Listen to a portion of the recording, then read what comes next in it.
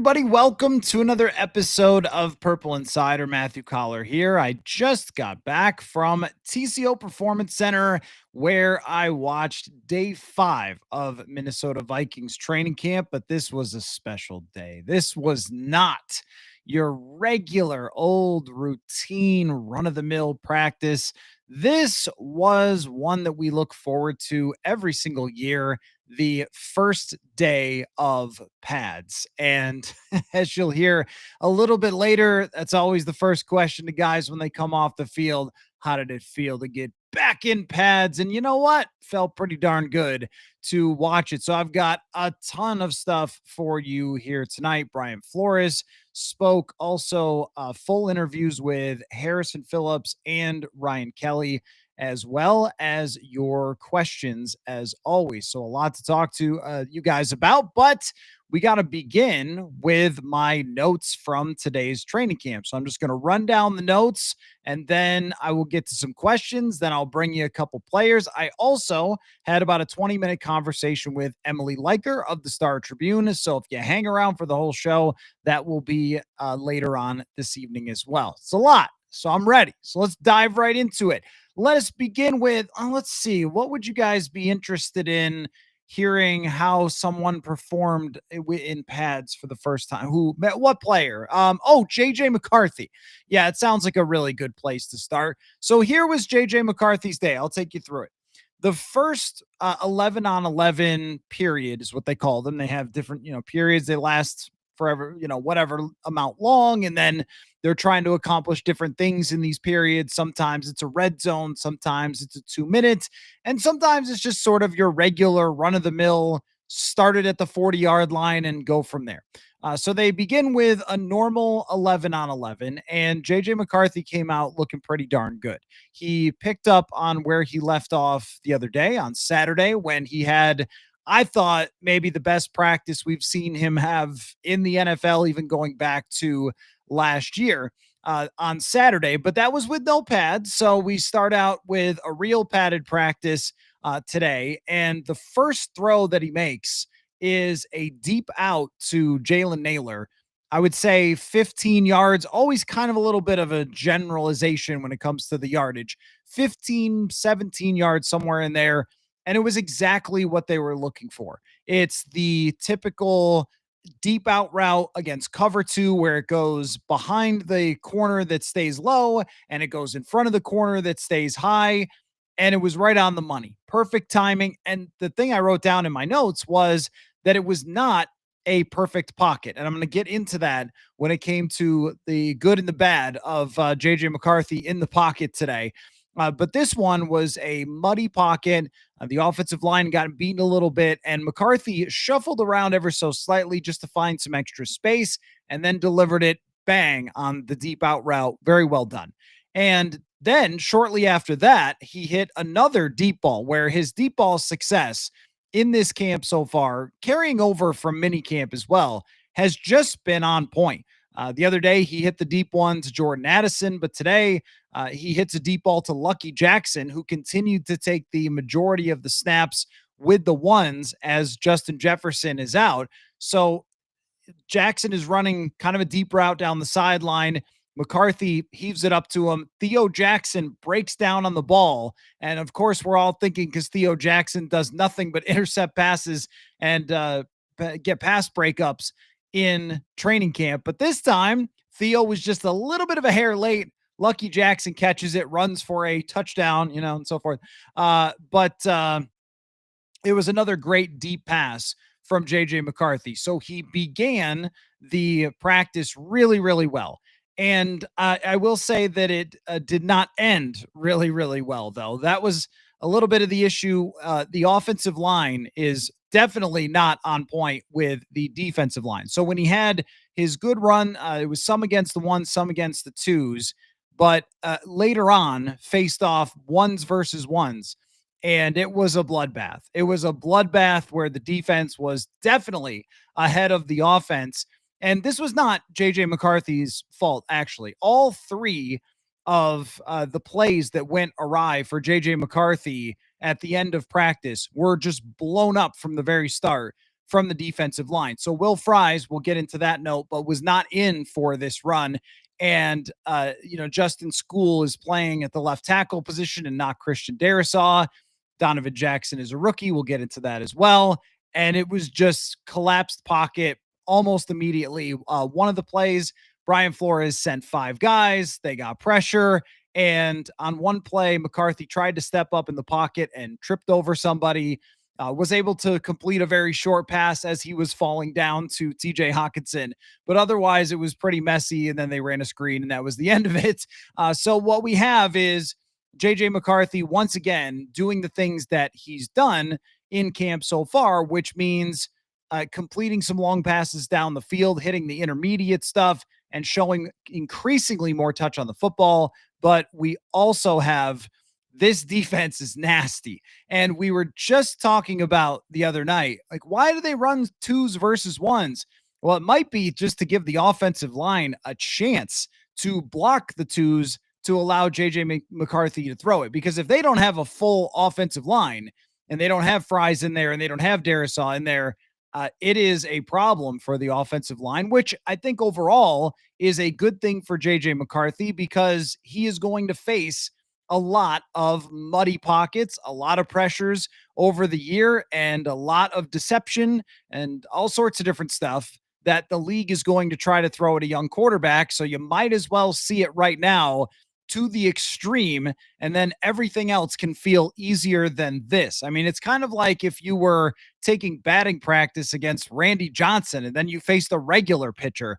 That's kind of what it's like going up against the Minnesota Vikings front 5. And they're playing a lot of base defense with 5 guys where it's Van Ginkel and it's Grenard and it's Phillips and Hargrave and Allen. And that's just a lot of talent to try to stop. And already you can start projecting that this front 5 is going to cause a lot of problems, but it caused a lot of problems in that final period of practice for JJ McCarthy. But there was another play where McCarthy actually threw inaccurately, but I was very impressed by it. He took the snap, dropped back, and there was pretty immediate pressure on him, total collapse of the pocket, but he stepped up into the space and took a couple of steps. Now, what he could have done was just run with it, put it in the pocket and just kind of take a few steps, pretend to run, and then go back and run another play. But instead, he was able to keep his eyes downfield and spot Jalen Naylor coming across the field. Now, he should have been able to hit him. It should have been an accurate throw, but it wasn't. It was a little bit behind him. It ends up falling incomplete. But his pocket presence as of right now, for a couple of different plays, whether it was just collapsing and hanging in there or stepping up and still keeping his eyes downfield, has looked good. There are times, though, where Jonathan Grenard won a rep so fast, he couldn't even throw it. It was just, okay, immediate sack. Like, that play is blown up entirely from one of the best players in the NFL, Jonathan Grenard, and that's going to be the end of that play. And that's a little bit of the challenge here of not just running a new offensive line with a rookie in it, but also 2 of the starters are not in, and they're having to play Blake Brandel at right guard and Justin School at left tackle. And the difference between Justin School at left tackle, who is, a veteran guy, he's been around a little bit, and Christian Darrisaw is absolutely massive. So that's going to be a bit of an issue when it comes to JJ McCarthy just practicing against his own team. I do think, though, today it's one of those days where everybody's been waiting to hit each other. They've been sitting there just these last 4 practices. Come on, let me hit somebody. And they were jacked up to get into the backfield. And the defense absolutely did that. So a mixed practice for JJ McCarthy where he showed some good and then didn't have much of a chance to show anything at the end. So a few more notes. One of them that I wrote down at the very top, and I think I put it in the headline, is that Dallas Turner has had a really good start to this training camp. His, I think, vibe is a word to use, has been good. When we spoke to him the other day, you could tell just in terms of the attitude and his thought process going into this season, the way that the team wants to use him in a dynamic role. He's been mixing in. We've seen that with the first team whether it's subbing in for somebody and giving, Van Ginkel a break, for example, or getting the three outside linebackers on the field. There's been different ways of doing it. He's also taking all the reps with the twos, and you are seeing the explosiveness that got him drafted in the first round and made the Vikings want to trade up for him on a couple different plays today. One of them actually turned out to be a completion, I think, down the field for Sam Howell, but it would have been a sack where Dallas Turner just blew around the edge. Now, think about what you saw last year against Chicago, where Turner just went right by the tackle and then bang, instant sack. That was what he did today. And then another play where he pulled off kind of an Andrew Van Ginkel type thing, where they were trying to throw a little bit of a tunnel screen and he just jumped it and almost intercepted it. He has been engaged. He has created pressure. He's looked quick. His body has clearly improved by working with Jonathan Grenard in the offseason. And I think that Dallas Turner is a swingman for this entire defense.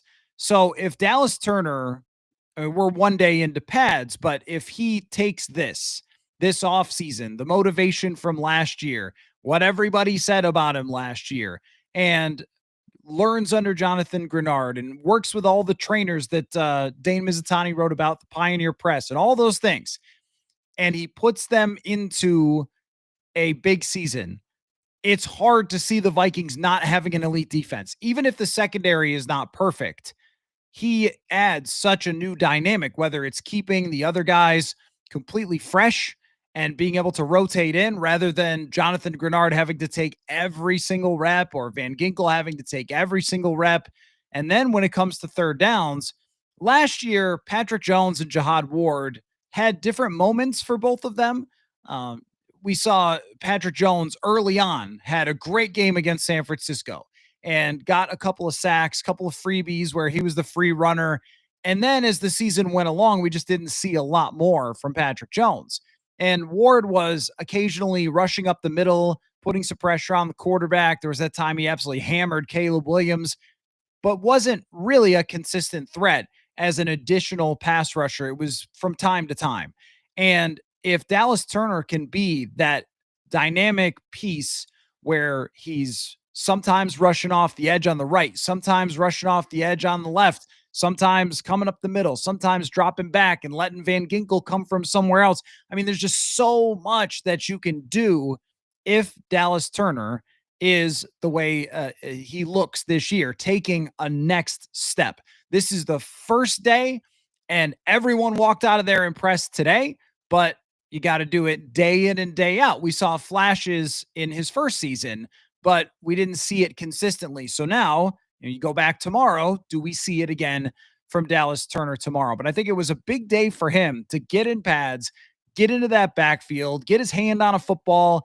I think he got it. I think he deflected it. Either way, he was really close to just taking for a pick six like Andrew Van Ginkel does, getting ginked, if you will. But one day, so he's got to carry that over. But it just seems like he has checked a lot of the boxes that you wanted to see, and the amount that he's playing in practice confirms that. So we can hear from the coaches, we can hear from Turner, but sometimes that's just words because they're not going to come out and say someone's really failing all the time. Mike Zimmer used to sometimes, but maybe not this group so much. So you got to see it in the rep count. You got to see it in the performance. And so far, through 5 days, things are matching up nicely for Dallas Turner. I thought it was really a rookie day for Donovan Jackson. And look, there is no more challenging transition from college to the NFL. And you're going to hear Ryan Kelly talk about this. There is no more challenging transition from college to the NFL than offensive guard, offensive tackle. It is extremely, extremely difficult. There's so much more to it, and the guys are so much better at football. So much better. You're talking about Jonathan Allen, a Pro Bowl caliber player, Javon Hargrave. He's played in a Super Bowl. I mean, lots of talent there. Harrison Phillips, I think, one of the stronger players on the interior. So there were some moments for Donovan Jackson for sure where that side of the offensive line was a problem. for JJ McCarthy and for just, progress on the O line. I think Donovan Jackson, this is a day he's going to look back at and probably tell people about his first day that he was ever in pads. And he was out there going against, some of the best players in the NFL. And it was not an easy one for him. That is much more of a patient evaluation for Donovan Jackson. And again, I'll get to Harrison Phillips and Ryan Kelly had really, really cool things to say about Jackson, but he's going to have to learn. He's going to have to get into preseason games. He's going to have to face these guys day in and day out and survive the summer. It's not dominating the summer like he would have every year in Ohio State. It's going to be survive the summer. And if you could get to the regular season after facing these guys day in and day out, then you might have a chance to be a good player. But there will be rookie moments this year for Donovan Jackson, and having Ryan Kelly, having Christian Darrisaw when he comes back are a big benefit for him. But it's drinking out of a fire hose at that position and then doing it with the largest, scariest men right across from you. So a tough day for him. But once again, with the progress, we'll just track from here. It's a very much rookie practice and where that grows day in and day out for Donovan Jackson. As far as the offensive line, though, there was some good news. At the end of practice, it was Blake Brandel who was in there. But at the beginning, in the first 11 on 11s, it was Will Fries. Now, this is the first time that we have seen Will Fries practice with the ones in 11 on 11 full speed as far as I can remember. And he's a pretty huge guy, so he'd be hard to miss. I think on the first day he worked in a little bit, but I don't know if it was, well, it certainly wasn't with pads on the first day. So this was big for Will Fries to make that progress and get back to being in the lineup, because when someone's coming off an injury and they don't get it in initially, is there a setback? Is there more time that's going to be needed? But it seems that with Fries, they're just bringing him along a little bit more each day to the point where he will be in at starting right guard. And then we'll have to see about the left guard position with Donovan Jackson, because Blake Brandel started there last year and had a really good first, or I should say, a quality beginning of the season last year. And this is not a year where you start a rookie just to start a rookie because you drafted him. If Brandel turned out to be the better player to use for this year, they would do it. I think they're going to give Jackson a ton of time. It says a lot that he's taken every single rep there at left guard. But once Fries comes back, then Brandel, it does become a possibility that there will be more competition at left guard. So Fries, at least on his way back, and none too soon, because the offensive line definitely needs it. But let's get to some other stuff here with the defense and with the other parts of the roster, second team, third team. So Isaiah Rodgers did not practice for the second straight day. We are going to have to get an update on that from Kevin O'Connell, and that will come tomorrow when we speak to KOC right before practice.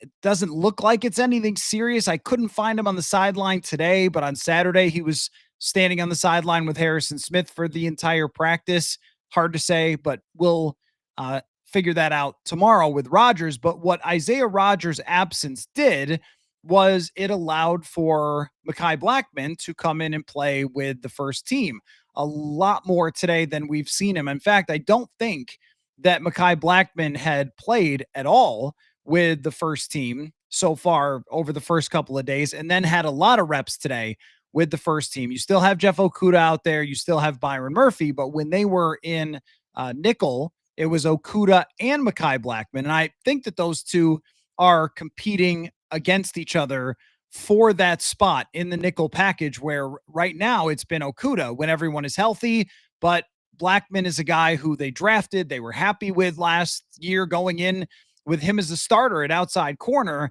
and then he tears the ACL, so he's still on his way back. There may be some question about, can Mekhi Blackmon really be an every single down outside corner? Does he have the size to be able to do that? But he was a good tackler when he was in 2023, but it's no joke having to recover from an ACL and then get right back into it after playing for so long. So we'll see if there's a battle there if it belongs to Okuda and then Blackman is the first guy that's going to move up or not, or if they're going to end up going back and forth where you get some reps, you get some reps. And Okuda has been a real part of the conversation where Brian Flores talked about him today. Kevin O'Connell talked about him the other day. And it feels like they want that to work.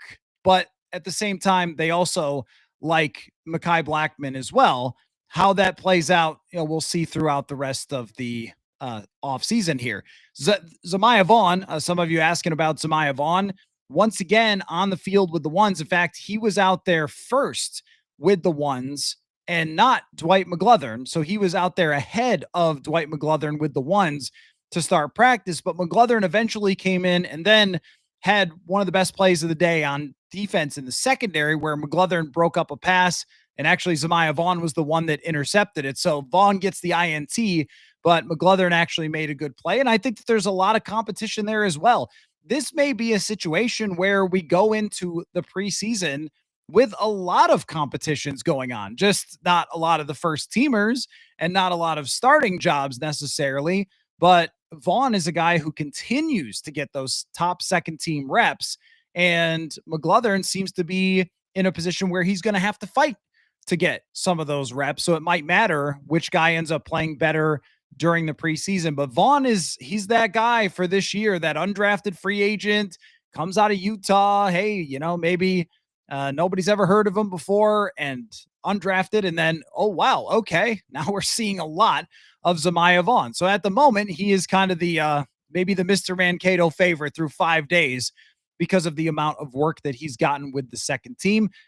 As far as also on the second team, Tyrion Ingram Dawkins was out there with the first unit of a base defense, so a regular 3-4, and he was playing that 3-4 defensive end position. So if you can imagine in your mind, between guard and tackle, it's sort of like a defensive tackle. Sometimes they call that guy a defensive tackle, but a little bit more of a defensive end.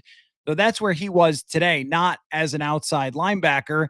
And he was out there with Jalen Redmond and Levi Drake Rodriguez. So I think that gives you a pretty good sense of where the depth chart is with Ingram Dawkins, that he's probably the next man up behind Redmond and behind Levi Drake. Also saw a lot, once again, of Bo Richter. It was, if we were talking about the first snaps of the second team, you would have Dallas Turner in there along with Gabe Murphy.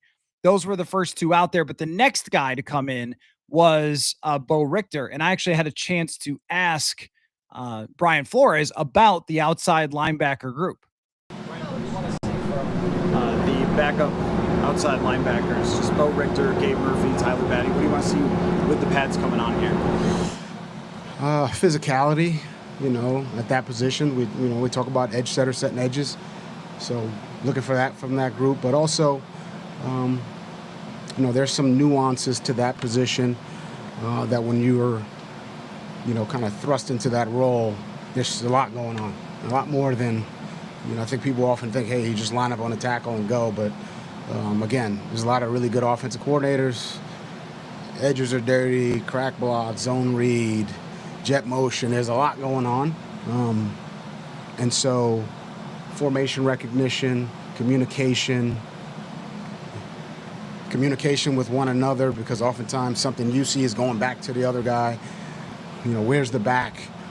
Is quarterback in the gun or under? I think all those tells, that's something that, I think our older guys are in a routine of doing that, and our younger players are starting to get into routine of that, and the more reps they get, the better. So that's what I'm looking for from. So I was looking for him to just tell me who he loves in the outside linebacker group, but instead he gave me a lot of great football-y details. So thank you for that, Brian Flores. And that continues to be an interesting position because, of course, you have the top three guys, and then next man up goes right down to an undrafted free agent from last year in Murphy. And Richter, I think, has gotten off to a very good start in practice. We've seen him getting into the backfield and getting push and being in on run stops and things like that. So that position, is it actually deep? Is it not actually deep? I think we're in the process of finding that out. Some of you have already asked, was Sam Howell bad again today? Sadly, the answer is yes, but not in the same way. So at least the other day, I was crying out for Sam Howell to just throw the football, even if it should be a sack, just throw the football anyway. And I guess he listened to the show like many of you did the other night. Appreciated that. But Sam Howell was getting rid of the football a lot better today, and it was ups and downs for him. He had a nice pass to Rondale Moore over the middle of the field, hit Moore kind of in stride, but there were some major overthrows that he had as well. 3 or 4 different times trying to go deep down the field and just way over the head.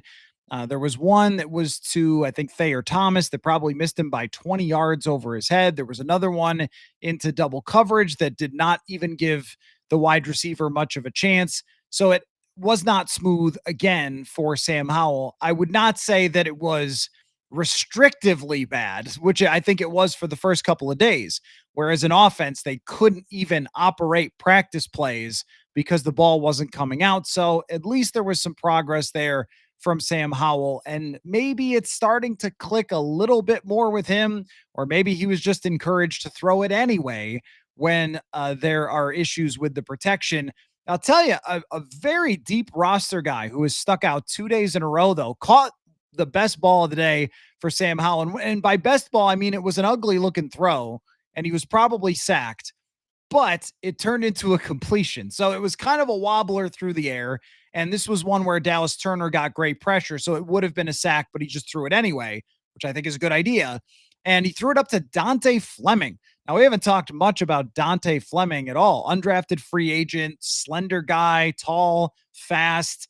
And the other night, he ended practice by being hit by Max Brosmer on a line drive throw across the middle. This one was kind of a high fly ball that he had to track and bring in. So all of a sudden, like 2 days in a row, guy starts to make a couple good catches and one in pads, and we're talking about Dante Fleming. So there's your deep roster update there, and I'll give you one more. Max Brosmer got a high five from Justin Jefferson today. Now, look, I think Max Brosmer is going to be in the NFL a long time, but also like never wash that hand, buddy, because if it doesn't work out, that'll be the one time you got a high five in practice from Justin Jefferson. Brosmer rolled out of some pressure. That was really the name of the game today. All the quarterbacks running for their lives, but rolled out and launched it down the field to Miles Price, who actually made a really nice diving catch. So what we're seeing is each day, just a little bit when it comes to the undrafted wide receivers who are starting to show up a little bit more and more. So you have, Silas Bolden the other day, Dante Fleming, Miles Price, and maybe there's going to be a little bit of a battle here, not for a starting spot or anything, but for who ends up on the practice squad and could be one of those guys to be able to develop. So there is your kind of complete rundown of training camp. Name of the game today, defense was the name of the game. But I remember last year, the first padded practice, we came out of it. Sam Darnold was just awful, and the defense dominated. Like, there's a reason that somebody said the defense is ahead of the offense, but I thought that there were enough highlight reel plays for JJ McCarthy that I did not walk away thinking, oh my gosh, what a mess that was. No, I didn't think that. I thought it started out well and it ended with the O-line getting beat up. And overall for McCarthy, not that bad of a day. So let me get you a little bit of interview stuff from out there. Oh, actually, before that, because we got, how many reps did Brosmer get? I think he had one run of 3. And one of them was that completion for Miles Price, or to Miles Price, who's a little bit intriguing, by the way, as a punt returner. He's out there with Bolden, and these guys are really going to jockey during the preseason to see who will be kind of the next developmental wide receiver for them. But Brian Flores was asked also today a question about managing pressuring JJ McCarthy versus trying to make sure JJ gets done what he needs to get done and the offense makes progress. And I thought it was an interesting answer, and certainly a relevant answer after today, when sometimes JJ had enough time to throw the ball and other times he definitely did not. The backup, outside linebackers. Just hang on, that's the wrong clip. Let me get you the right clip. Here's the right clip. And I think we want to give them enough looks that it's, Look, I think JJ can handle a lot too. So we've had that conversation, but give him enough looks that he's prepared and on a progression that the progression that Kevin's looking for. So yeah, that's certainly part of the conversation. But we also, KO is really good about, hey, I know you guys got to get your work too. So there's a lot of really good dialogue and compromise on both sides, to use for lack of a better term, in the spirit of, look, nobody wants us to score more points than me. I'll tell you that makes our job a lot easier. And conversely, we want to limit points too. So I think it's a really. Yeah, I think that both Sam Darnold and Kirk Cousins over the years in training camp were not super thrilled with Brian Flores because of the amount of pressure that he sent and how challenging his defense made it on them. And you don't always see that from week to week. Although I think that it's good for JJ McCarthy, because if it truly is a copycat league, then everybody has been spending this offseason around the NFL watching Brian Flores after he took the Vikings to a top 5 defense last year. It is a very delicate line to walk. And Sam asked about whether McCarthy could have escaped or could have gotten the ball off. My answer was no.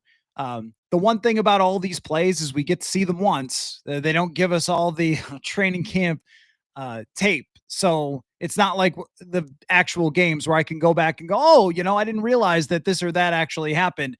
So it's all kind of a first impression. But my first impression with seeing the plays at the end of practice was pretty much that they were blown up instantly. And one of them, he was trying to make a move in the pocket after, I think they actually said that one of them was that somebody jumped off sides on defense, but he was trying to make a move and then just somebody tripped him on the way out. Still got the ball out to TJ Hawkinson, and that was the best play of that section of practice. But I didn't think that there was a whole lot. It would be an instant pressure where you take the snap, drop back, and by the time you hit your back foot, all of a sudden there's somebody right in your face.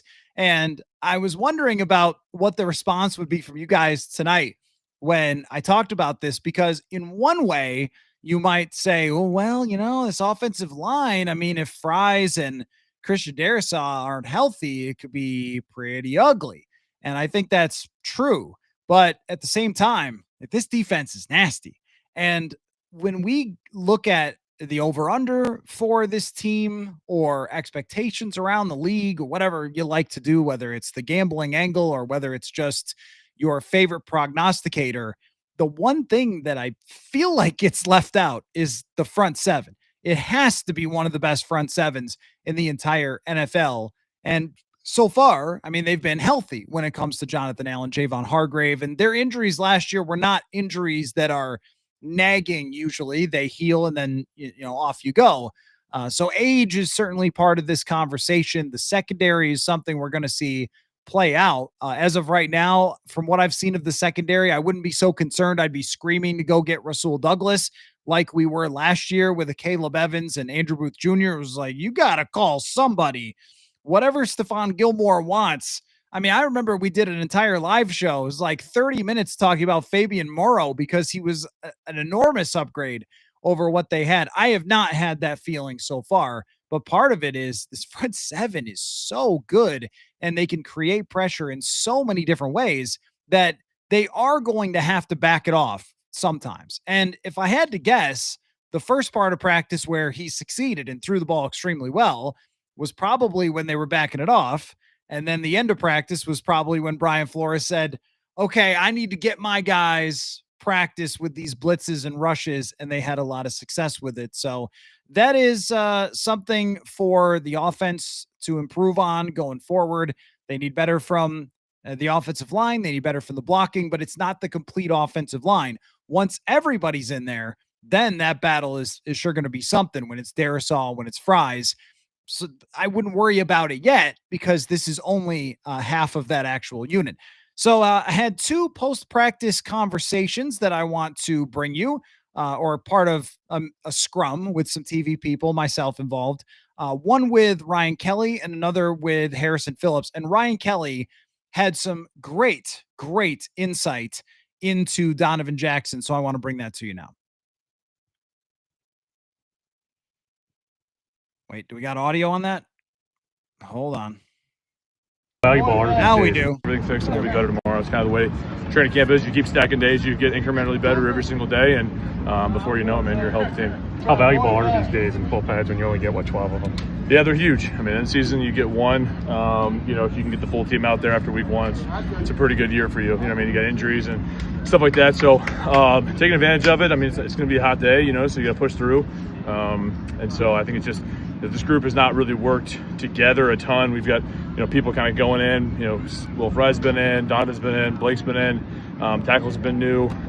So getting everybody together, the more reps we can get, and as we're getting closer to getting 5 guys in there consistently, I think that'll be good for us as well. What's kind of the thing you're trying to emphasize just to Donovan? Obviously, he's got some pretty tough competition to start his career against in practice. Yeah, I think it's a lot of it's just like the tackle expects you to be at this place on this play. I expect you to be on this place and this play, right? And it's the fine details of the NFL are a little bit different than college. College is you're placing kind of an elite player once every couple weeks.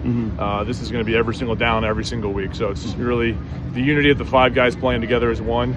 It's just that much more important at this league. So I think it's probably the biggest thing.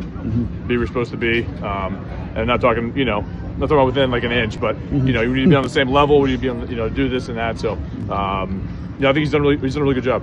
What do you think you can learn the most just from facing the quality of competition with 3 veterans going on the D line? Yeah, I think they're versatile. They're also different in what they do.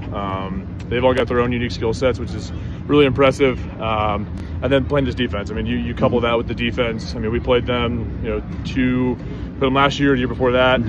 It's a tough deal when you get behind. So they can make things look this way, and it comes from this way, or you never know what's going on. It's kind of Flo's defense, and I think to add those 2 pieces of that's pretty great. We just got to hold up our end of the bargain with the young quarterback. That makes us better. I know that when we go out there and see our opponents, it'll be a little bit slower because these guys are moving around everywhere. Kind of piggybacking off that, how much of it is a factor of iron sharpening iron right now out there? Yeah, it's good. I mean, it's always been that way. I think, the trenches make each other better. At times we get sick of each other, but at the end of the day, we're going to see things from them that we won't see anybody else do. It'll make us better for it. And, you're going against great players every single day. It tests who you are personally, it tests your group. And then you put, the pads on for the first time, add a little heat, and you see what you're made of. So it wasn't a perfect day. We did some good things, some not so great things. Starts with me up front. I can be better on some things. And I think as training camp goes, you just keep stacking days. And I know those guys are going to give us great looks, and they'll make us better. We'll make them better. And hopefully at the end of this thing, we're rolling this way. When you talk about the Flores defense, seems like a lot of people around the league, copycat league, are doing a lot of the same stuff as he wants to do with disguises. I mean, just how have you seen that change through the years, and how are you trying to guide JJ through that? I mean, I think there might be some teams that try to emulate it, but no one that I've seen since I've been in the league have tried and successfully done it the way they've done it. I mean, I played a lot of defense coordinators. I mean, there's some teams where they make things look differently, but I wouldn't say there's as much movement as Flo does. You know what I mean? And it's not just that. It's is Andrew Van Ginkel going to be considered a linebacker or a defensive end on this play? And then you get in the 3rd down and long, 2 years ago, and we're sitting there like, I mean, I don't know what's going on. So I think you couple all those things together with really good players, and it makes it really tough. And that's kind of their methodology is just chaos. You know what I mean? They have great players to support it. It's one thing to have decent players and do that, but to have really great players and do that just makes it a really big challenge for us, and get on the same page. Brian, I know you've talked about it a little bit, but what are you seeing through this first week from JJ? Not necessarily throwing the ball, but just his command of the offense so far. Yeah, I mean, I think it's the blocking stuff, like the routes and all that, just kind of comes. I think really the important thing is how he presents in the huddle. I think he's done a really good job since I've gotten here in the spring until where he is now. I think he's steadily progressing as far as his command in the huddle, holding guys accountable. It just comes with the territory, man. It doesn't matter if you're 22 or if you're 42.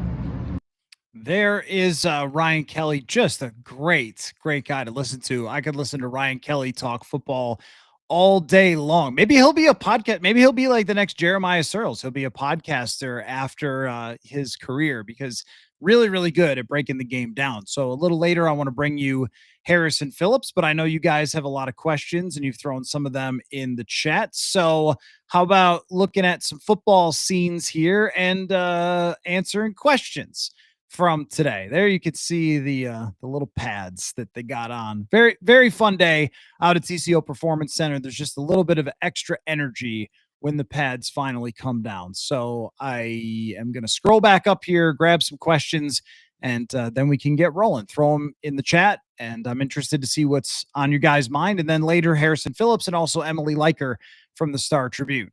I was busy today with my camera work. So do we need Jeremiah Searles to unretire and suit up, Scott? No, I don't think that one day of the defense dominating, and really it was just one period of practice, is any reason to be concerned about where this offensive line is at. If this was the full offensive line and they got completely run over by the defensive line in a period like that, late in camp or something, I would wonder what was going on. But this was the first day, and it was half of the offensive line. And the one downside to not having Darisaw is that Donovan Jackson doesn't get to work with Darisaw right away during training camp. And we'll just have to see about the timeline for Darisaw getting back. But I think everybody understands it's going to be a close call to whether he can play week one. And there will be some transition period for Jackson and Darisaw to work together because so much of the offensive line is communicating, understanding each other, chemistry. And no offense to Justin School, who's been around for a little while as a veteran player, and they brought him in for a reason.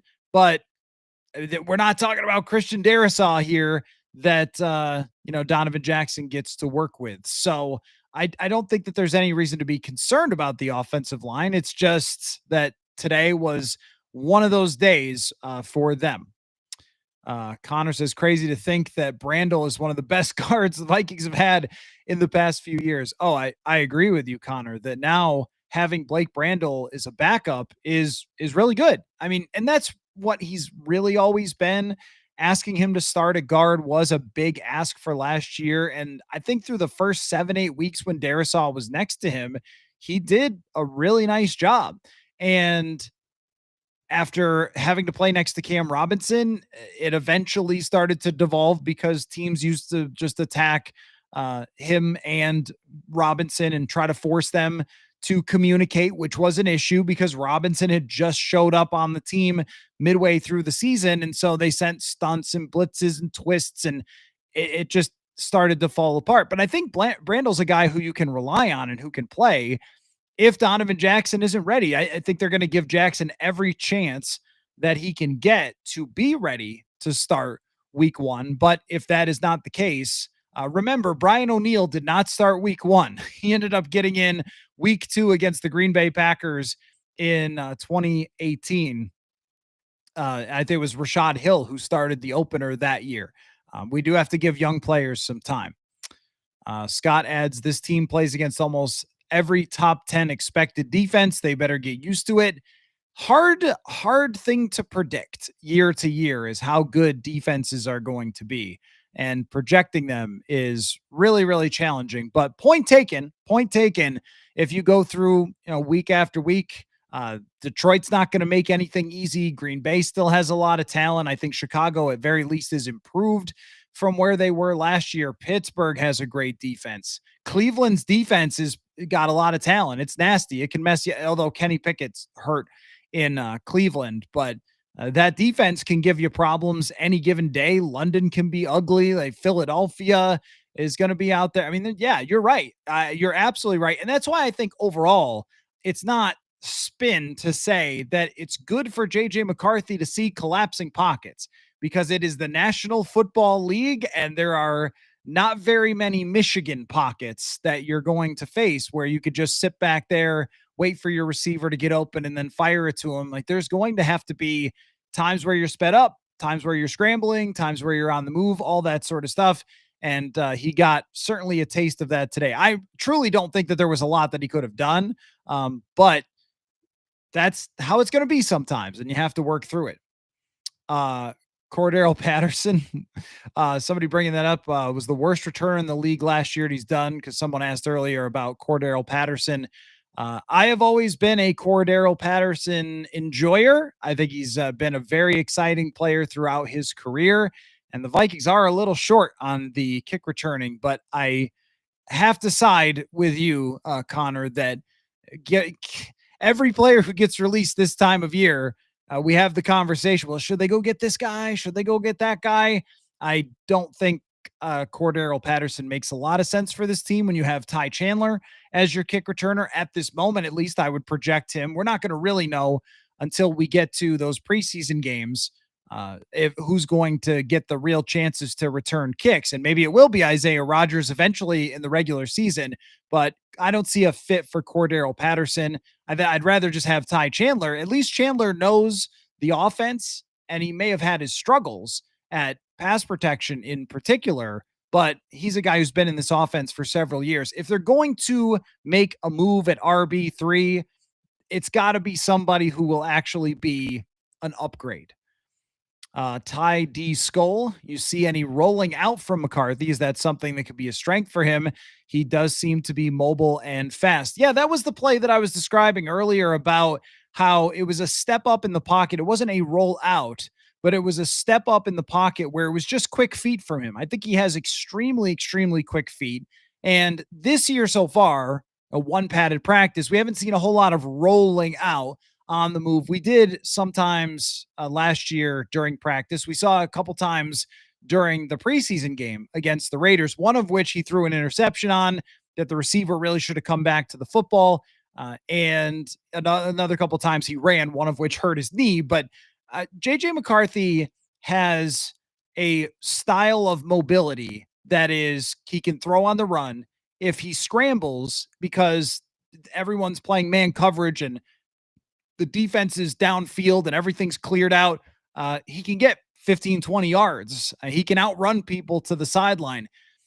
He's got that type of mobility where he's not going to run for 700 yards, but he might run for 250 and get a handful of additional first downs that you wouldn't have before because he is a really good overall athlete. And one of the things that I do notice about him is that he can throw on the run when he's scrambling. It just hasn't come up a lot so far in practice this year, but it definitely did from time to time last year, and it definitely did in college. And they can also use that when they run bootlegs, having him roll out. And sometimes you might be running. This happened with Sam Darnold, where he's running full speed to the sideline, and you kind of got to throw it back across your body. Like, I think he is capable of doing that. I think he's a good enough athlete. I kind of put him in the same bucket as a Baker Mayfield for athleticism, where no, it's not blowing your mind. It's not Lamar Jackson, but it's certainly good enough to be a difference maker.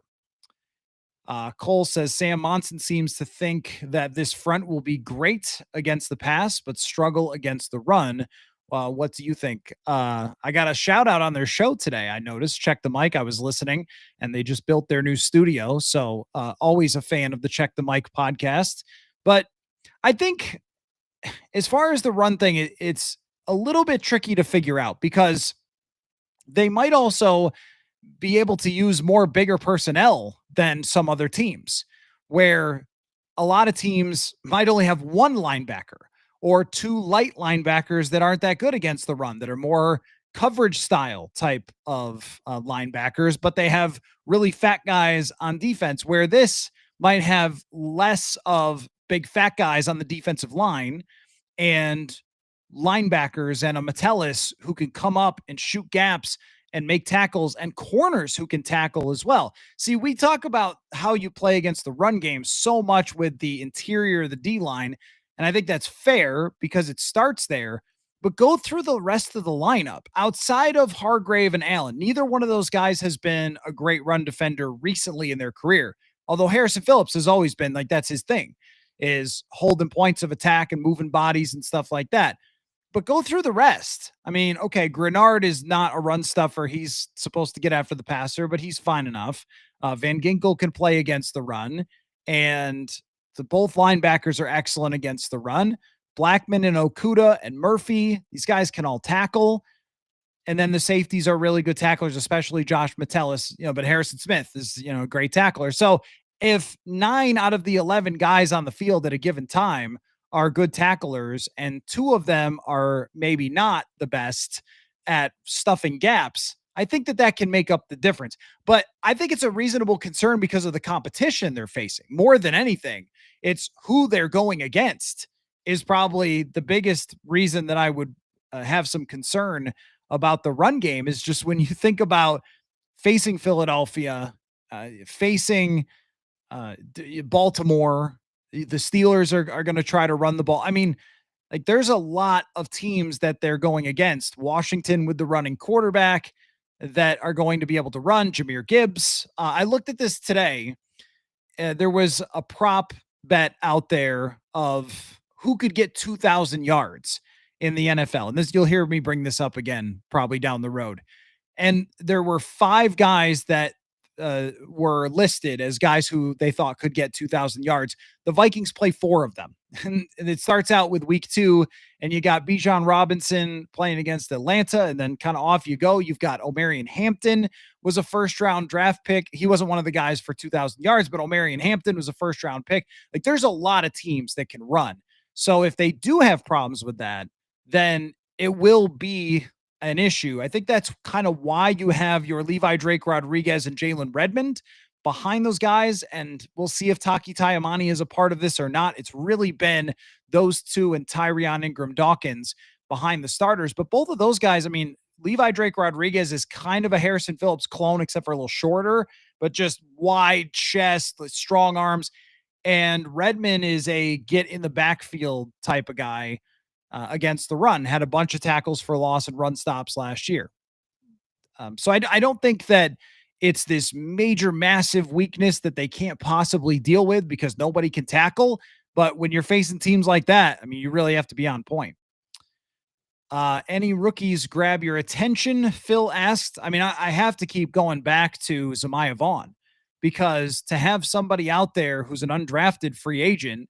And, kind of funny, like this team has done real well with the undrafted free agents and so with the actual drafted players. But I keep going back to him, Zamiah Vaughn from Utah. We're talking about a guy who is about 6'1", is a little on the skinnier side, but not like a Cam Dantzler, super, super skinny type of guy, more of 200 pounds or so, moves extremely well and has just seemed to get it with the defense and has been out there every day with the second team defense taking the first snaps. So he's probably the one that has stood out the most. I mean, when your first round pick is, guard, it's a little bit different. Ty Felton has and hasn't had a drop today. It was in warmups, but they do one-on-one. Actually, if you end up going to practice, one of the cooler things to watch is the one-on-ones between wide receivers and corners. And actually, talk about standing out, Silas Bolden ran a great route today. And he's somebody I'm really going to keep an eye on, like those undrafted free agents. But Bolden made a nice catch the other day and then had a great route where he got wide open in one-on-ones. But Felton had a drop there. It's not a huge deal, like a one-on-one. It was a deep pass and has made some catches, made a catch along the sideline the other day and mixed into a couple of first-team reps. But hasn't jumped way out at me. If there's only one that's jumped way out at me, that would be for sure Zamiah Vaughn. Andrew says, do you expect Dallas Turner to get equal reps as Grenard and Van Ginkel? No, I don't, because those guys are superstars. I mean, those are all-pro, Pro Bowler. I think Grenard deserved to be an all-pro last year along with Van Ginkel. Both of them deserved it. There's just so many good players at that position. But I don't think that he's going to mix in the same amount as those guys because you kind of can't really take them off the field too often. So it's going to be one play out of 5. Here comes Turner. He's in for Van Ginkel. And then another play out of 5. He is rushing on third down. I think that he's going to take on very similar role to what Patrick Jones had last year, where he is rotating at times into third downs, and then they probably want to get Van Ginkel just a little bit more rest than they were able to get him last year, which was basically none no rest last year for Andrew Van Ginkel. So I think they will mix those guys in, but I can't imagine that they're going to be able to get the same amount of reps for Dallas Turner. Dwayne says, been listening for the past few days. Is it possible that Jets' injury may be a way for the team to get the other wide receivers reps, or with Sam's difficulty in getting the ball out? Well, I don't think it's a fake injury, Dwayne. I don't think it's a devastating injury either. And I don't think that they're the saddest about it for a couple reasons. I mean, exactly what you mentioned, which is, let's see where Lucky Jackson is at. And he's looked really good so far. Lucky Jackson. I mean, this is a guy who was playing in the XFL. The XFL has been gone for a few years now, right? What was the XFL? Was that 2020? I mean, that's how far Lucky Jackson goes back, and has fought his way onto the practice squad the last 2 years. They love him inside the organization. He's not the biggest guy. He's not super undersized, but he's not blazing fast. Kind of like a quad A type of baseball player so far in his career, but he knows the offense, and that is a high percentage of success in this. Is just, if you run to the right spot and you can bring the ball in, you might do pretty well with KOC. So I don't think it's like a conspiracy fake hamstring injury to get people in, but I think that they're going to take advantage of it. And the other part is that Justin Jefferson practices so freaking hard. I mean, this guy wants to leave everybody in the dust every single day. And so forcing him to not do that, maybe taking a little bit of mileage off, and I promise you he'll be ready to go whenever he needs to be ready to go. But I will tell you, it's funny. There's 2 times that Justin Jefferson has been injured in training camp in his career. And both times he always walks around with a football in his hands, just playing with it, he was throwing it to himself. Like, there's certain parts of Justin Jefferson, and I don't mean this to like, I just mean this. You always want your star players to love the game and to be like kids out there, right? Like, we all understand it's a business, there's contracts and all that stuff. But at the core, what you want to believe about all pro athletes is that they're playing a kid's game and they're having fun out there. And when you watch Justin Jefferson walk around tossing a little football to himself like he's 8 years old, it is funny to see. Like, he's that guy. He is the guy who loves the game. But I think it is an opportunity to have them find out exactly what they have. And Rondale Moore made a nice catch today, but I haven't seen him get in a whole lot with the ones, if any. It's been almost entirely Lucky Jackson. It looks like he's going to have to earn his way there, and he's still learning and also coming off of a major injury. So that might take a while in order for Rondale Moore to actually get a chance. Felipe says, how excited was Levi Drake Rodriguez today with the pads on? Oh, yeah, right. The other day, he was just bowling over people when they did not have pads on, and you're not supposed to do that. So he had to come to the sideline for a play. Like, hey, okay, like, let's take a deep breath here. No, I mean, I think they like what they see from Levi Drake Rodriguez and Jalen Redmond. Every time it comes up with the defensive tackles, every time the question comes up of, I mean, hey, isn't it crazy to have Jonathan Allen and Javon Hargrave? Whoever you're talking to, I mean, even the other day, Andrew Van Ginkel said it to me. He's like, well, hey, we've also got these other 2 young guys that have really showed out as well.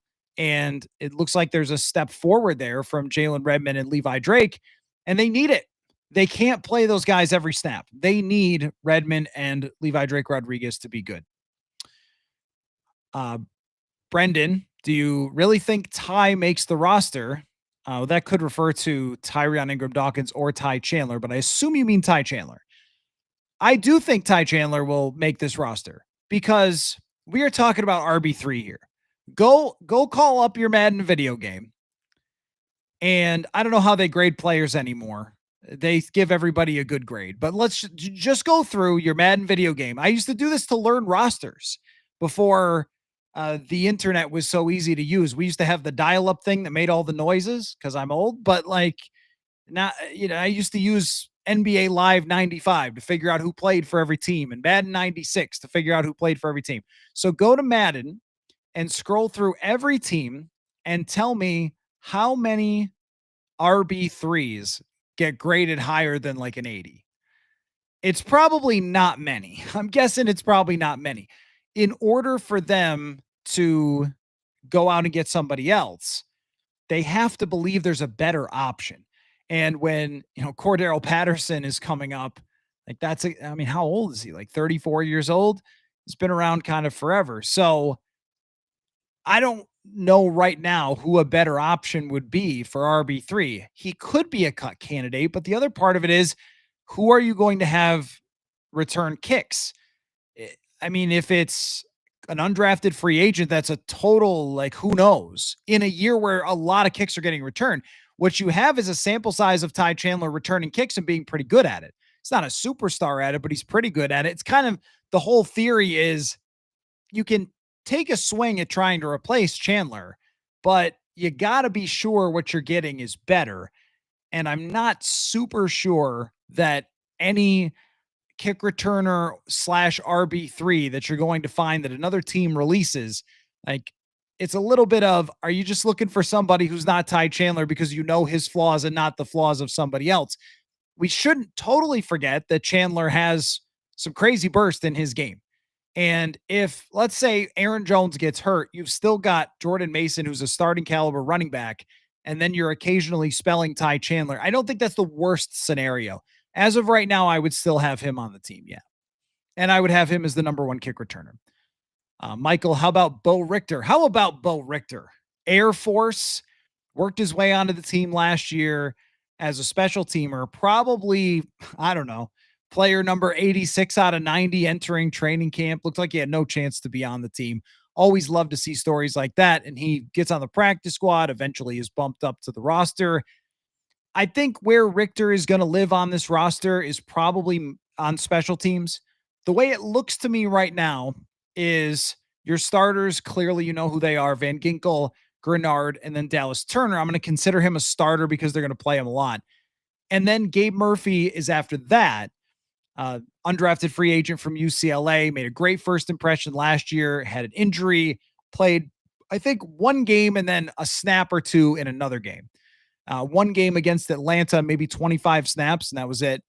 And then Bo Richter would be after that. And you have your Tyler Batty, who's going to fight for something here as an undrafted free agent for BYU. We'll see how that goes. But Richter is a guy that I wouldn't expect to see a ton on defense unless there's a lot of injuries, and mostly on special teams, and continue to develop. But every time he gets in, whether it's today in practice, whether it's preseason, he's one of those guys that just finds a way to make a play. Here's Pat says, any comments on Jordan Mason? Feel like I haven't heard of the running game. I know it's still early. Well, that is some of the problem. Is today is the first day where we can actually look at the running back and see what he does. And even then, there's a little bit of, did we actually tackle him or did he break the tackle? I'm going to talk about this a little later with Emily Lyer. I think Jordan Mason looks like a beast. And if he didn't average 5 yards a carry before, I would maybe be a little like, okay, let's take our time here making, this declaration. No, I'm going beast. I think he's a beast. I'm still kind of shocked. I mean, I'm sure if you went back and watched the video of my reaction to the Vikings acquiring Jordan Mason and being like, but why did San Francisco give away this guy? And maybe they were so cap strapped that, and I think that was it. They were so cap strapped, and also with Christian McCaffrey coming back, that they felt like they couldn't pay him even as an RFA. That's, really surprising, because the way he moves at his size and power. So the other day, we were talking about this on our perch, and we were just having this discussion like, who does Jordan Mason remind you of? And of course, we throw out like all the big giant running backs, Jerome Bettis or whatever, right? But the one I landed on, now this guy had a great run, so I'm not expecting quite this sort of dominance. But the guy I landed on was Sean Alexander. And so we were up there looking up, like, how big was Sean Alexander's? About the same size as Jordan Mason, with just great instincts and great movement skill. I think Mason's a little more run through your face. And Alexander was super light on his feet for being that big, but Mason is too. He's got legitimate quickness to him. He's looked great. He's looked really good. That is kind of a shocking acquisition when you think about somebody who's averaged 5 yards a carry over their career. And I know it's with San Francisco, but it's just been impressive to see him run and how they work that between Jones and Mason. I've been thinking about like, hey, what if Mason is better this year? Then do you kind of start to just lean a little more on Mason?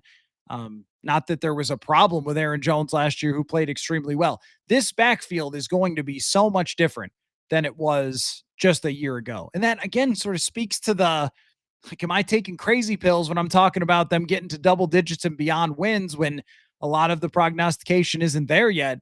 And I look at Jordan Mason and go, I think they're going to be able to run the ball much better than they did last year.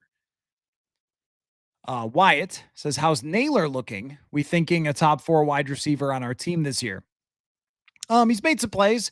There was some debate over whether it was a drop. I think I said it was a drop the other night. And then there was some debate. Was it really a drop? Was it not a drop on a long JJ McCarthy throw? Naylor does not have flawless hands. I think we know that. There were a couple drops last year. We're not talking about the next Chris Carter here, but he's looked fine to me. I mean, made a really good catch today along the sideline on a great throw by JJ McCarthy. He seems to be looking Naylor's way, which is a lot easier to do with Jefferson out. But that might be another silver lining of Jefferson being out, is just some chemistry get built up with someone he doesn't always throw to in Jalen Naylor. He still looks like the same guy as last year, and he always shined in these training camps and mini camps. He's a little bigger, as we mentioned in mini camp, that he's bulked up a little bit, but he knows where he's supposed to be. And that takes a few years in KOC's offense. And then he's been catching the ball, and McCarthy's looking for him. It's looked fine to me. It hasn't looked like any sort of thing to be concerned about, I think. Dwayne says, Friday, you talked about corners being the most concerning position, but not center.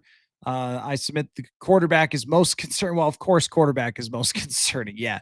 Yeah, of course. And it hasn't gone well with Howell. Well, that goes without saying. Yeah, quarterback. But how many good backup quarterbacks are in the league? And I still say the same thing with center. Like, there just aren't any. If you lose your starting center, your next guy's probably not that good because it's the NFL. And the same thing with the backup quarterback position. The way Sam Howell has played so far through 5 total practices, it hasn't looked like somebody who could win 3 games if your quarterback was out for 6. It hasn't looked anywhere close to that, but it's only through 5 practices. I had the scroll going the other night. It's only 2 practices. I guess I probably need one. It's only 1 padded practice for Sam Howell. I want to give Sam Howell time just because I know how much even Kirk Cousins struggled in the early days of training camp. Sam Darnold did. And Case Keenum going back, but new quarterbacks into this system with KOC have not found it to be incredibly easy. So let's give him a little bit more time, but it definitely is concerning that Sam Howell has struggled off the bat. You'd like to see him much more looking like in control and command, getting the football to people, allowing them to evaluate their players. And it hasn't been a lot of that. Albino Slug, heard your shred at the end of the episode a couple days ago. You got them skills, good bend control and tone. You should change the intro to a shredding song. Maybe someday. People like the intro. People like it's kind of I think it's a jam that kind of fits everybody. Like, some people don't like shredding, just like maybe a little more of a vibe. So, but I appreciate that. I imagine you must be a player yourself. So thank you for the compliment. I started playing guitar when I was like 13. So spent a lot of jamming through the years, and I still play and record stuff from time to time. So, I would hope that I could bend a note correctly, but I do practice quite a bit when I get a chance. Not during training camp though. Pat says, sounding like the wide receiver depth will not be a problem. I'm not sure yet. Because Lucky has done a really nice job. But you're talking about a guy who has been on the practice squad for the last 2 years. Is that reliable? I like the story. I love the story. You guys know I love the story. XFL. I love those leagues. I love the players that make it from those leagues. That's why they exist. Does that mean you want that guy in a lot? Probably not. And I don't think Felton is ready. I see the flashes. I see the skill. I see the speed. He's had some nice catches where it's looked like his hands have been good, but there's just a lot of development that has to go. And so far, Rondale Moore has looked quick to me, but he hasn't necessarily looked like he is comfortable yet. So he's got Rondale Moore's speed, but running to where he's supposed to go and playing at full speed all the time when the pads come on and so forth. Still working through that, I think, and learning the offense. This is something where when it comes to the wide receiver depth, it's going to be a day by day, like ask me in a week kind of thing. Like tomorrow I might get a little more information and then tomorrow a little bit more. Do I feel like Felton's coming along? Do I feel like Moore is almost there? Like I'm not sure yet. We're seeing a little sign here and a little sign there of different things. I do know that Lucky Jackson has been on point though, these first couple practices. And man, I mean, you can really like just grasp the value of some of these guys. You know how coaches just love some random guy and you're like, why are they obsessed with Johnny Munt or whatever? It's because you could take Lucky Jackson and you could throw him in a practice where Justin Jefferson gets hurt and he knows where to be, what route to run, all those things. Nothing like JJ McCarthy, he doesn't have to miss a beat because of Lucky Jackson, but can he make a difference maker in the actual season? That I'm not so sure yet. I guess we're going to have to see. Sam, were there any Logan Brown sightings? Getting into the deep UDFAs here. Logan Brown and also a little Greyhound appearance as well. Buddy is down here with me and is interested in my in my book. Apparently, hey, buy a copy for yourself, dog. Logan Brown and Walter Rouse, it's very clear it's a battle between them. They've been switching back and forth over the last couple of days. And I don't think either one of them has had a whole lot of fun because they've played against some really good players. And that might be where they get much better evaluations in the preseason because they're not facing great players. Like even if you're going against the second team, Dallas Turner is playing a lot of second team reps. Like that's not great. That's not ideal for a backup right tackle to go up against the first round draft pick, right? Let's just evaluate him maybe against some more reasonable competition as they go forward. But if iron sharpens iron, then these fellas are going to be sharpened. But that's a real thing we're going to be watching in the preseason. Logan Brown and Walter Rouse going back and forth for sure. Joseph says, any holes that you think we need to address in free agency so far? There haven't been, no. And I think it's a fair question because in past years, the Vikings have gone into free agency at this time of year. They have gone into get Stephon Gilmore or Dalton Reisner, or was maybe Reisner at the very beginning of the season. They haven't been afraid to make a change in training camp. And so that's something that we're always going to kind of have our eyes open for. Where could they add somebody at the very last minute? And you see the occasional signing that still happens. I think Eli Apple signed somewhere today. And at the moment, I think they should feel pretty decent about how the secondary looks, about how the corners look. Okudah is a much longer evaluation for me, and so is Blackman. I liked what I saw from Blackman, but I think it's an evaluation that's going to take most of the summer to figure out, is this Okudah thing for real? And it might not even be till the joint practices where you get a lot of one-on-ones with different receivers from a different team and 11-on-11s full speed with another team's receivers. Maybe you get to see Okudah versus Stephon Diggs and you get to see like, where does he really stand against the route runner, that kind of thing. At that point, we might have a better sense. And maybe there's still somebody hanging around like Gilmore. It could be him, I guess, if they were really concerned about it. But as of right now, if you were telling me that the majority of the snaps, and think about also Jeff Okudah in that role, Shaq Griffin didn't play that many snaps last year. I mean, Gilmore missed a couple games with the hamstring, so he had to play then. But when Gilmore was in, I mean, you were talking about 25 snaps a game sometimes for Shaq Griffin because this team really doesn't play nickel all the time like some defenses. This is Isaiah Rodgers and Byron Murphy, and the way Rodgers has looked early in camp, I feel really good about it. So far with those two. It's after that, Okudah and Blackman have to show where they're at. First name, last name says Lucky Jackson making a case to make the roster is still clearly behind Felton or Moore.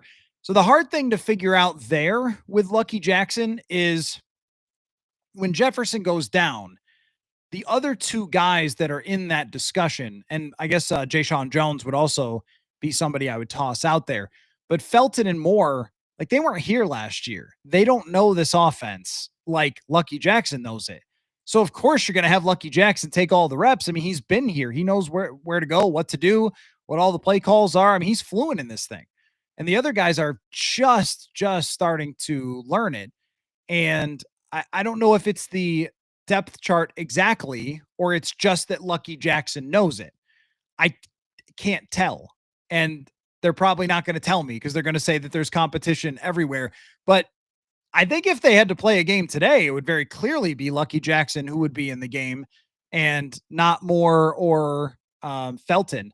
And I still think that my initial read on the Ty Felton draft pick and what I saw in OTAs and minicamp is probably right, that this is a guy that is so explosive and so much fun to watch run around out there that they want to get him into some games. But I don't think he's going to be ready to take on a wide receiver 3 role where, see, the thing about it in real football, not like Madden depth chart or fantasy or something, wide receiver 3 sometimes has to be something else all of a sudden. You know, somebody gets hurt and everybody's got to shift positions, and then you're wide receiver 1. You know, oh, you spent all day, you know, or all week trying to game plan for the X receiver, then someone gets banged up and you're the Y now, or whatever, right? Z to Y, whatever. There's a lot to that. There's a lot to have to prepare for. And for a third round rookie who didn't have 4 years of dominance or something in college, it's just a lot to ask. And Rondale Moore just showed up here. So Brendan says, my thought on Chandler is that he can't handle pass blocking and Ty Felton could return kicks. Well, that's another thing, is that we don't really know if Felton can return kicks. He didn't return a lot of them in college. They're going to really have to find that out in the preseason game. As far as Chandler being able to pass block, absolutely true. It's a problem. And KOC has brought it up pretty much every time since Chandler got here. And opposing teams know if he's in the game, send a blitz, make that running back get to the right spot. But, you know, there's a forest and a trees thing there that you can hand it off to Ty Chandler and he can get big plays, 20+ yard runs. He was the only guy in 2023 that actually showed some explosiveness out of the backfield when they started playing him more. So he has to, I think, show them that he deserves to be part of a little bit more of part of the rotation in the backfield. He would really have to show them that he can pass protect, but as someone who would come in as like RB2 if Aaron Jones or Jordan Mason got hurt, and maybe he's in there for 15 plays. Well, he's been with KOC for years. I mean, he should know that at this point and be able to handle that more than just bringing somebody in at the last minute for RB3. That's what I mean is, are you trying to really upgrade, or are you just making a change to make a change because you're kind of tired of that guy and you know all of his problems? NBA Summer League, how are the inside linebackers looking? Feel like they haven't been talked about much. Yeah, when it comes to Cashman and Ivan Pace, we know what those guys are. But the backups, I think they like what they see from Kobe King because he's getting second team reps with Eric Wilson. And that's a really low-key, quiet upgrade on this roster. If Kobe King is capable of doing anything on the field, like, you know, stepping into a role if he absolutely had to, but just even adding depth, special teams. Last year, the last really 2 years, the fall off from the starting linebackers to the next man up was enormous. Going from Blake Cashman or Ivan Pace to Kamu Grugier-Hill, they really couldn't even play him, and they had to have Josh Metellus in there at linebacker.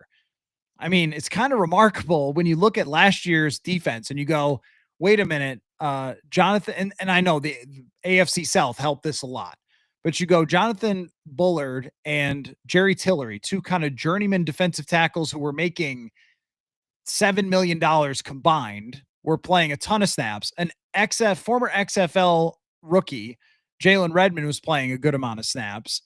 And you had two old outside corners next to Byron Murphy. And you still were and you lost Blake Cashman for a handful of games. Ivan Pace, a little bit and you're playing Grugier Hill or you're playing a safety, a linebacker, and you still end up with a top 5 defense. And they identified, this is what I really respect about the front office of this team and coaching staff and how they work together. They really identified every single thing that they needed. They really identified, hey, if Blake Cashman, who plays like a crazy person, if Blake Cashman gets hurt for a game, like we got to do better. You can't have a special teamer in there who weighs 212 pounds, trying to run down Jahmyr Gibbs or something. It's just not going to work. So Eric Wilson comes in. This guy can play 600 snaps if you need him to.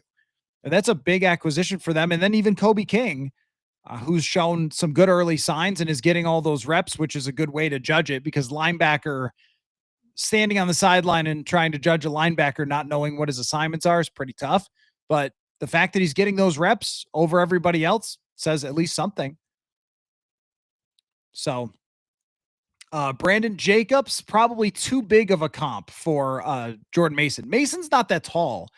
Brandon Jacobs was like 6'4". Although feel free in the comments to throw in any of your big giant running backs that you liked from the past for sure.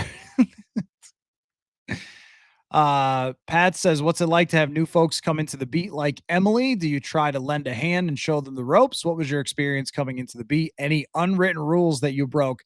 No, it's a very, very friendly group of people, very welcoming group of people. It was when I got here. And, people like Ben Gessling, Andrew Kramer are longtime friends that have been there the whole time. And so anybody who comes in, we try to do the same for them that everybody else has done for us.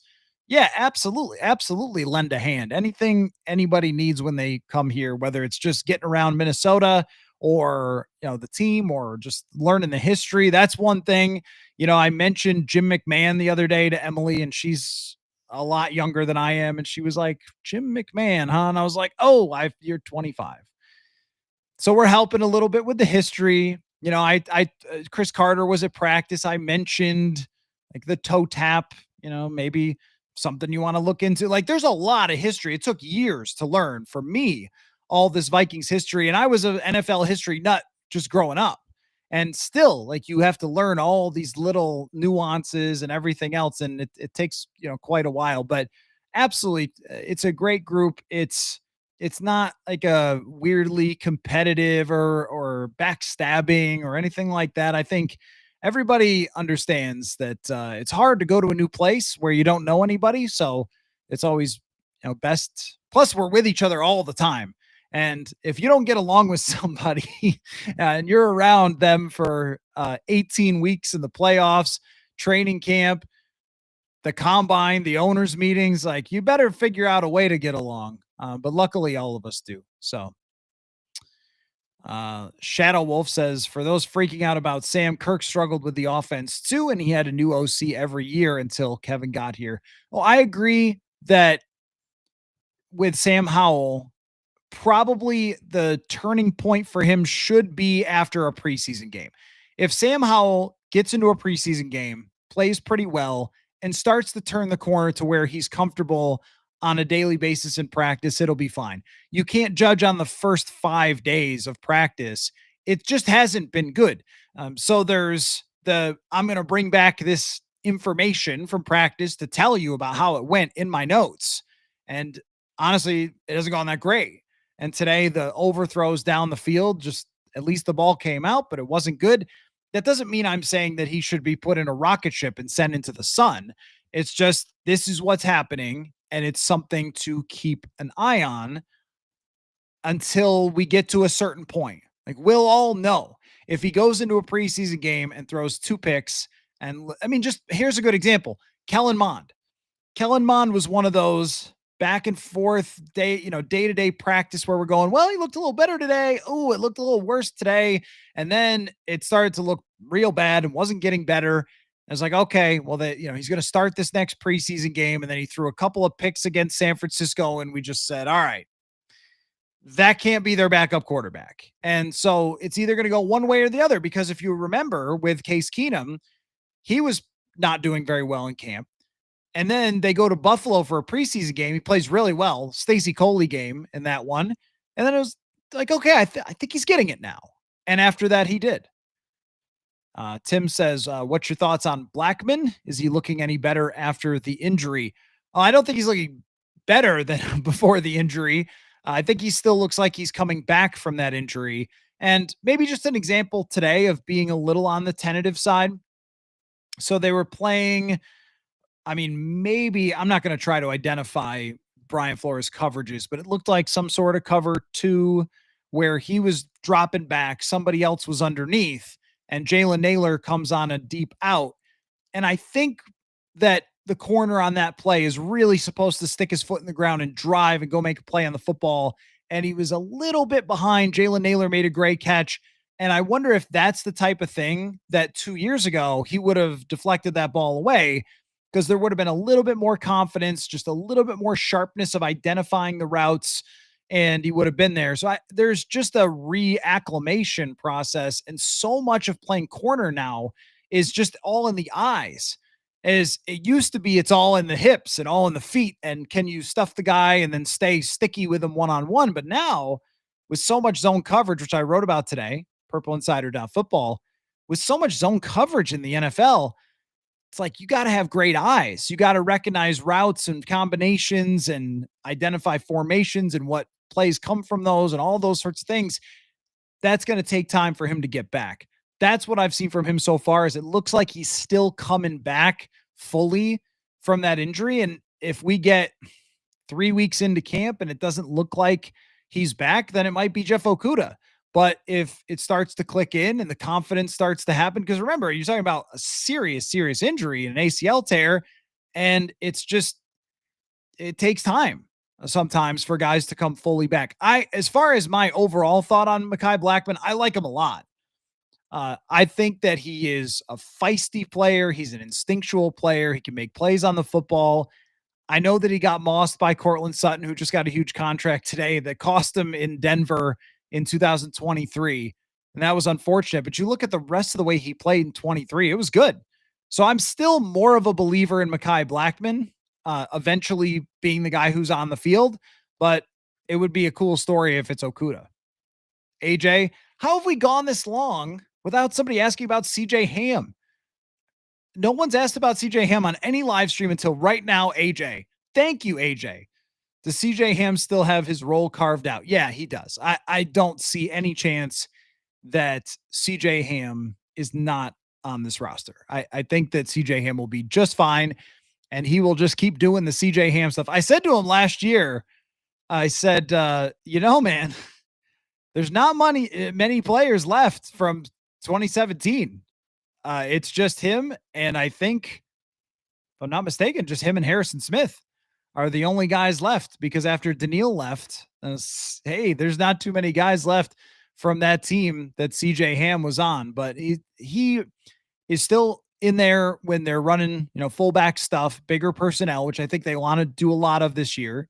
And he's still going to be a key leader, key special teamer. And I know it becomes a little bit almost of a meme sometimes of, oh yeah, CJ Ham's still on the team, but it's important to have guys who could play special teams. And it's important to have a guy who can mix up the personnel grouping and who can jump in and pass protection. Like I wrote the story a couple years ago about how KOC had kind of created this role for CJ Ham to be a pass blocking specialist and things like that. So I think he could do a lot of things that they like, and he's still going to be on the team.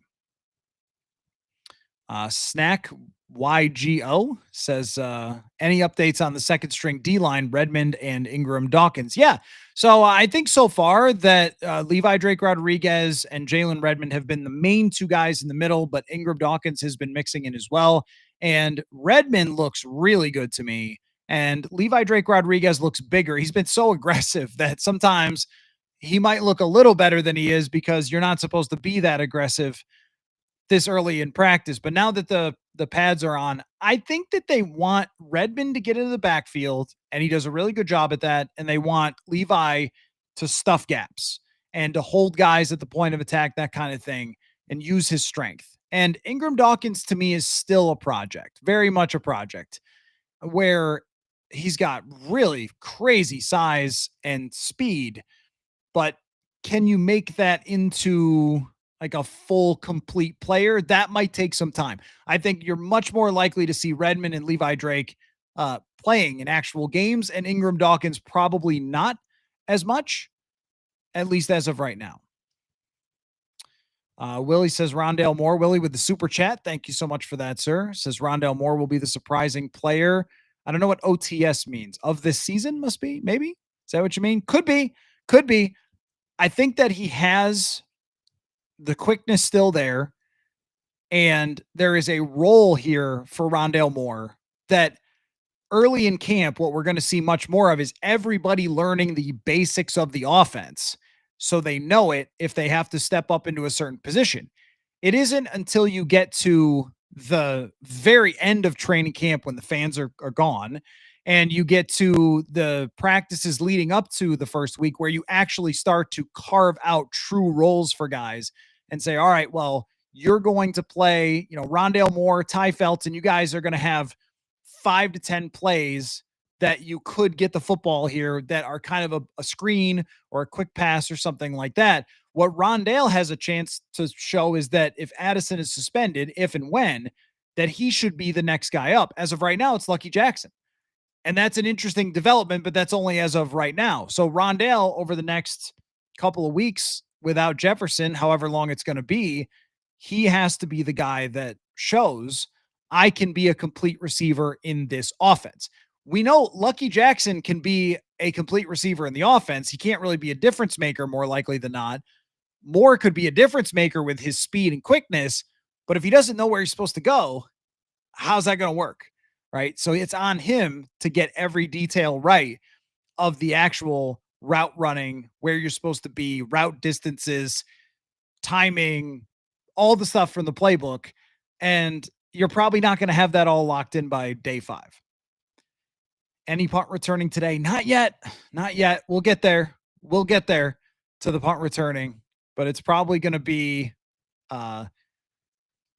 preseason is really when we'll see the punt returning. Sean says over under for sacks versus the Bears is 8. Oh, man. What an opponent to play in the first week. Now, they have revamped their offensive line, but I don't think Drew Dahlman or Jonah Jackson are that good. I think they could sack Caleb Williams 8 times. I agree. DL says, write it down. Chandler is gone at cut time. Could be. Could be. Who's going to be better is your issue. Who's going to be the guy that you go out and get because you're cutting Ty Chandler? And then how quickly can you get that person acclimated to the offense to where you could actually play them if you needed to? Christian Okoye for Jordan Mason is a good one. Dystopian. That's funny. Asamoah could be another cut. Now that could happen. That could happen. I'm trying to think on my 53 I think I had Asamoah on my 53, and the reason is just special teams. This year specifically, with the NFL saying we want endless kick returns, more kick returns, and making the rules so if you kick it out of bounds, the other team's getting the ball at the 35, you're one pass completion away from a field goal. You're going to want to kick it in play, and you're going to want people who can make tackles. And the thing about Brian Asamoah is that he's been good as a tackler on special teams, and he's been a pretty good part of that over the last couple of years. So even though clearly Brian Flores does not want him on the field on defense, they're going to keep players there specifically for special teams, maybe even more than ever. Let's see. Rob says, I agree folks criticize the Vikings draft, but they hit on all their roster gaps: guard, wide receiver, tight end 3. We'll see when we see Gavin Bartholomew, hybrid defensive tackle, LB4, QB2. Yeah, I think what along the lines I was thinking of now, the left guard pick for sure, and a playmaking receiver. I was thinking just as a bigger picture thing that they kind of left no stone unturned, even at backup linebacker. Yeah, I mean, that's right. And I mean, I don't know how many Vikings fans were too upset about them drafting a guard, but you're right. Like, they saw certain parts of the roster, like an RB2, where, all right, like Cam Akers was fine for them last year at times, but you really want a difference-making RB2, and they went out and found one. You want a linebacker who's playable if you have an injury, and they went and found one. It wasn't just, hey, let's get this one or two big name signings, and then whatever happens at some of these other positions. It was, no, you got to go get Eric Wilson. You got to draft Kobe King. So yeah, I agree with you fundamentally. We'll see how QB2 ends up working out.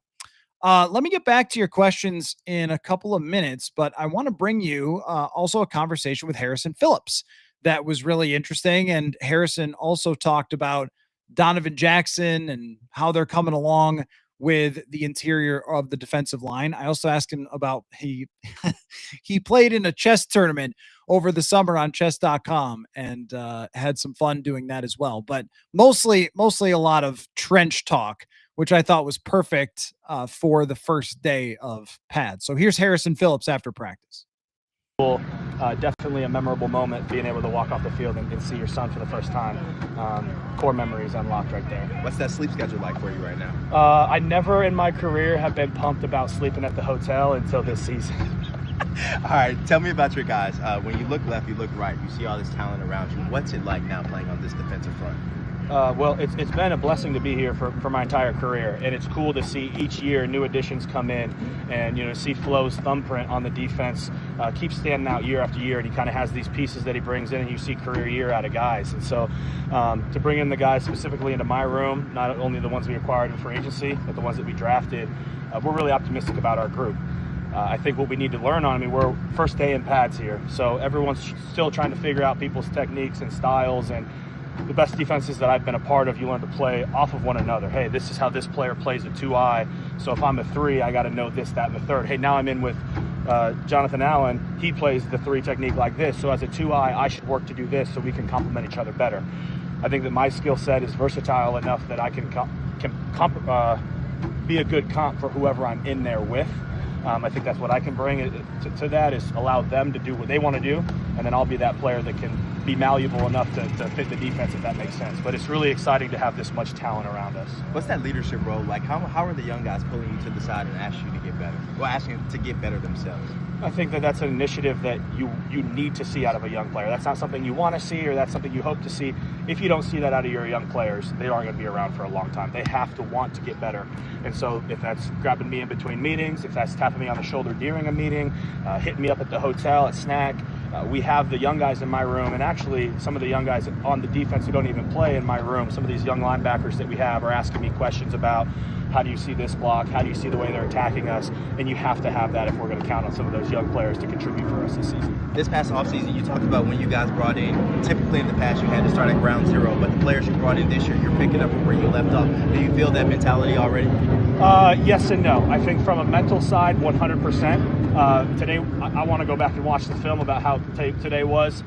Obviously, it was rusty. It was our first day. Also, with the way we're playing our defense in new spots with more versatility, it's kind of new for everybody. I'm sure you're seeing me move throughout the line. You're seeing Hargrave go to different places, Jonathan Allen go to different places, and it's almost like you're a rookie again when you're out here. So we're going to dial in. We're going to watch the tape, be very critical, because I think the standard we're going to have this year is probably the highest standard that we've had in my room in my time here. How do you feel like you can help Donovan Jackson develop just as a young player going against you every day? Fortunate that he's about 3 or 4 lockers down from me, we'll be sitting there pre-practice, and he'll ask me a couple questions, or again, just the organic conversation if Ryan Kelly also sits real close to us. So he and I are talking about a different scheme, the way they pass it off, and halving techniques versus combos, and he's right there listening, and we'll sometimes ask him questions. So for him, it's just going to be, it's tough when you're a rookie with a lot of expectation. You want to go out there and win every single rep. Right. But in his role, he needs to get a coaching point. I don't want to...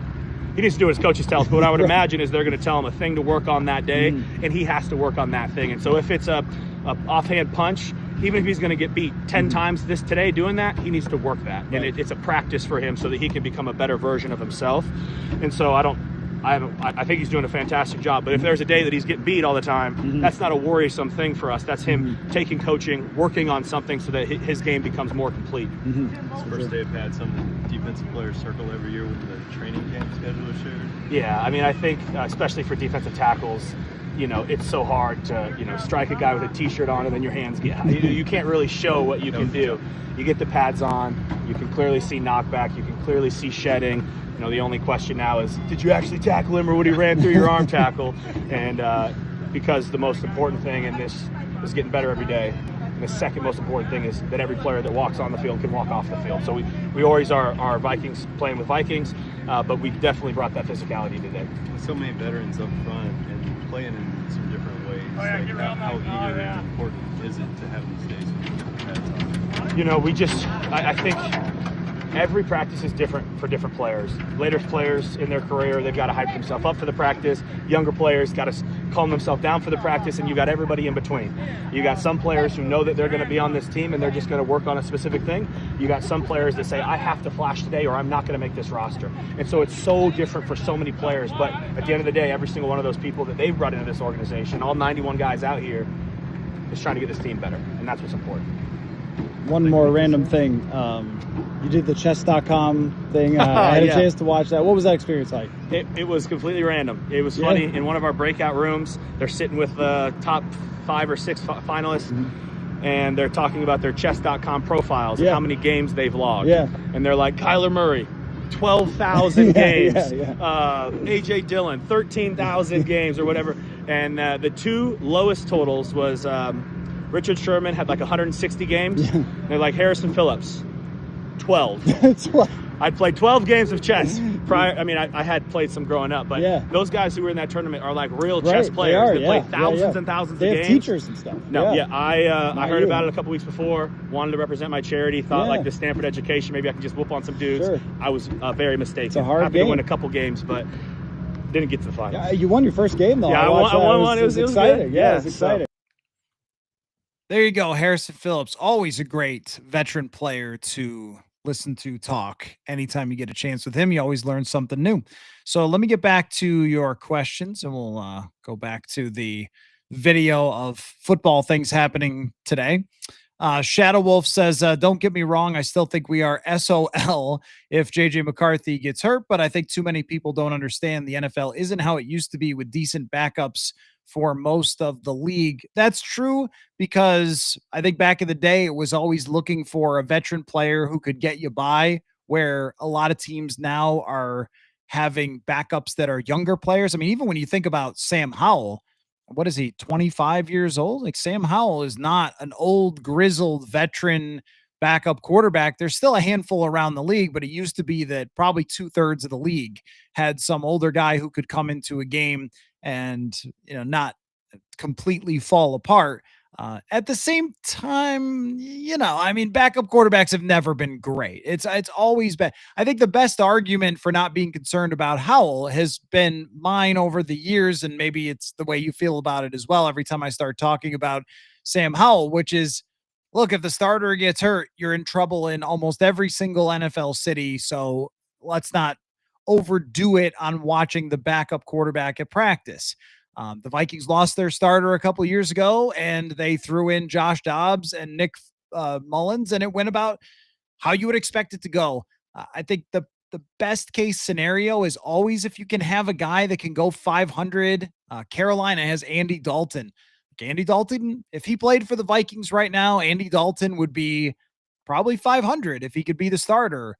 Carson Wentz's name still comes up from time to time, and he's probably one of those guys. I don't know if he actually wants to play or not because he hasn't found a team yet after being a backup for a couple of years. Or Ryan Tannehill, same type of thing. I think with this team, you could go 500 with one of those guys, and maybe they're waiting until the end of training camp. Maybe they don't want to be away from their families or something for all of camp and want to just step in.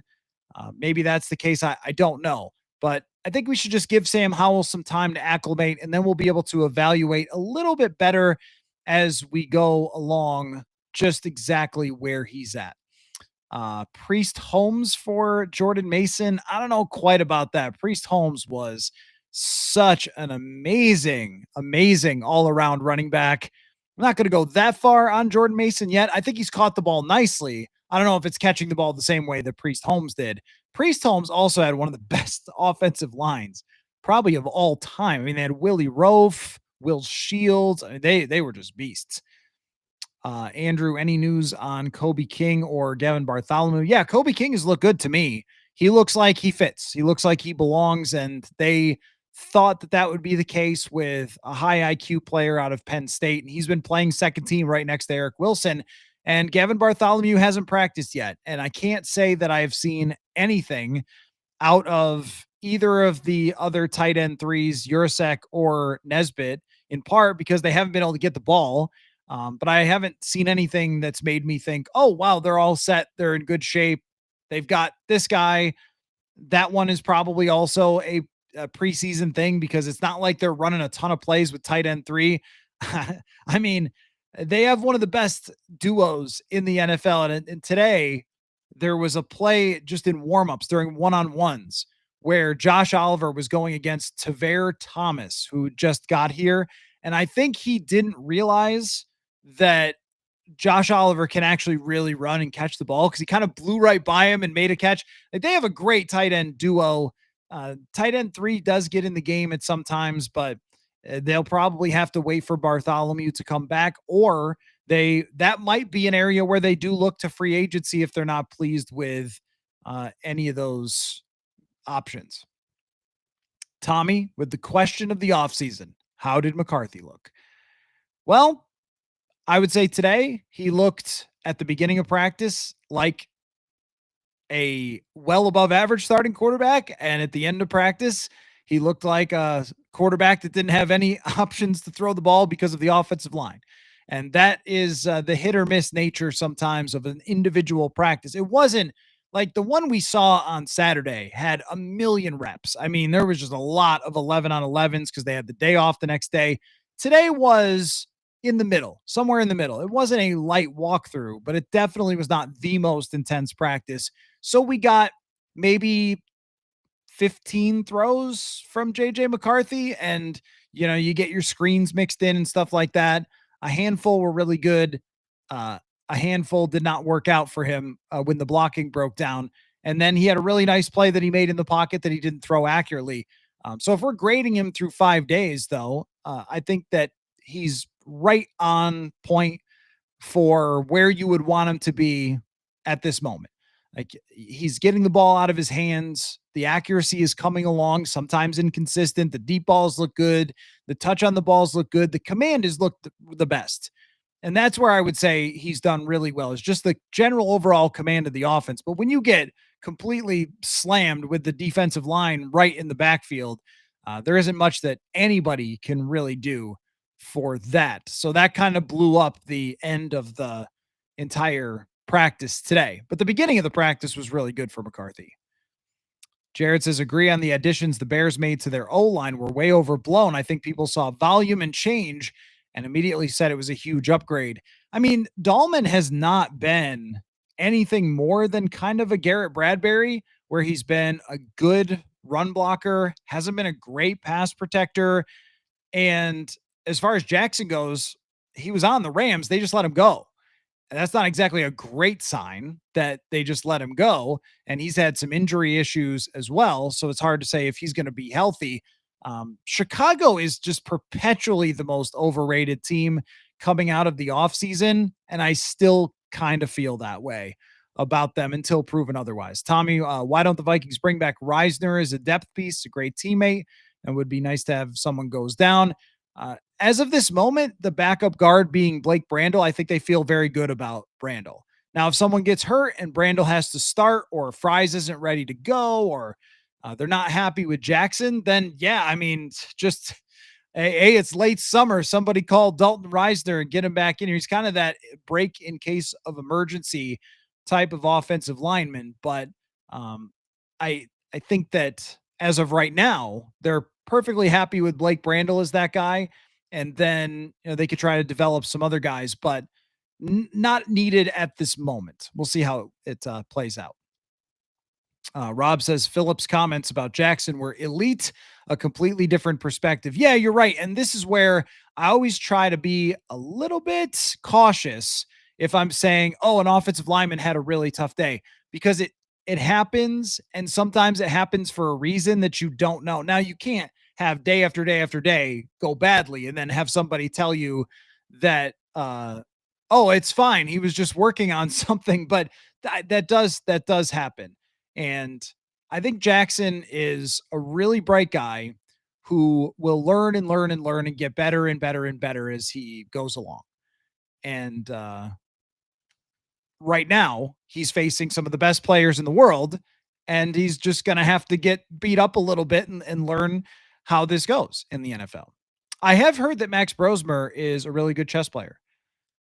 I would be curious to find out like how good, because I saw Phillips was in that. Now I don't know if you guys know chess, but Phillips has like a 600 rating on chess.com, which is basically a very beginner.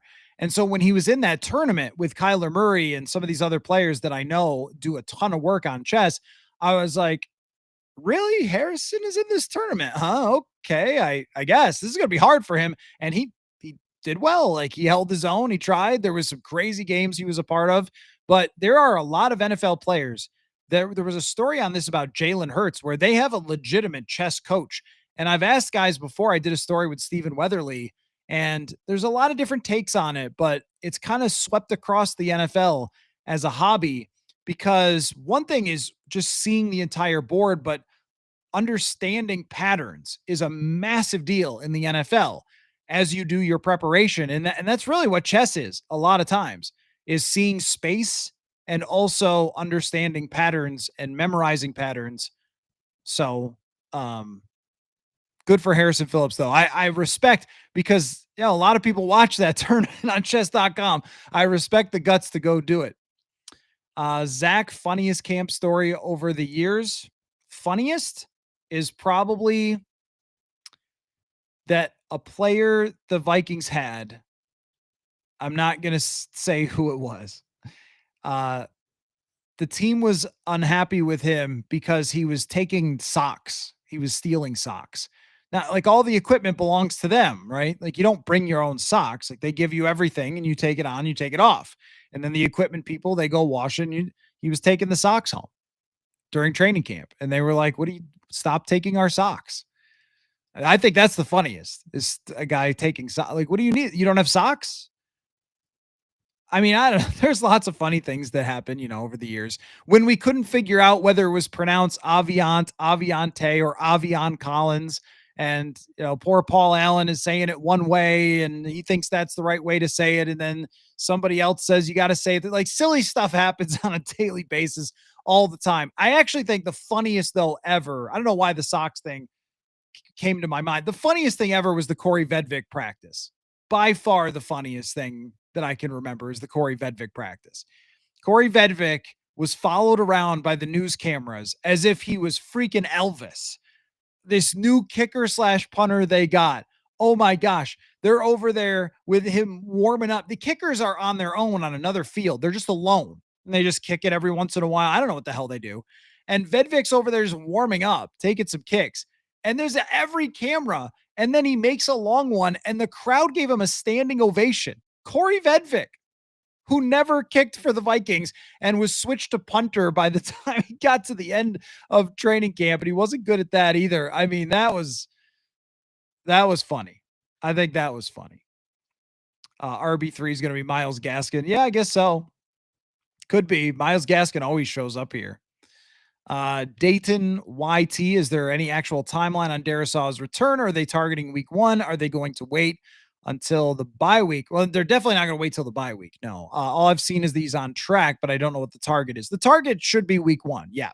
Yep. The target should definitely be week 1, but that doesn't mean they're going to get there. And if you go back and look at when TJ Hawkinson tore his ACL and then you superimpose the same timeline, like how long it's been, you get to about week 1 for Christian Darrisaw. They may take it a little slower than that, week 2, week 3, but if everything stays on track, then what should happen is soon he should start getting into a little bit of more of individuals and a little bit more action there. And then maybe some 11 on 11s as we get into deeper into the summer.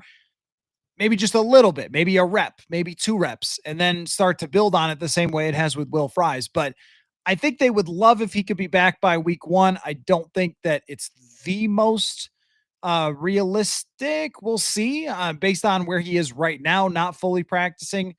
But we'll just have to find out. There's no way to really tell. But it's not late in the season or middle of the season. It's supposed to be toward the beginning of the season based on where he's at. And Kevin O'Connell continuing to, praise him and praise his work ethic, I think says a lot about him being on point for his potential return. But with injury updates, sometimes if I don't have a specific number I've been given, I don't want to mislead you and say, oh yeah, week 1, he'll be good. Like I'm not sure, but I'm sure they're targeting that. Sloth is obligated to bring up Zach Davidson. Well, so this goes into different territory. I'm not going to say who.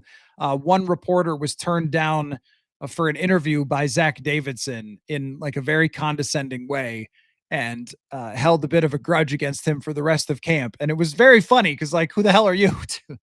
What was he, like a 7th round draft pick? I was like, what?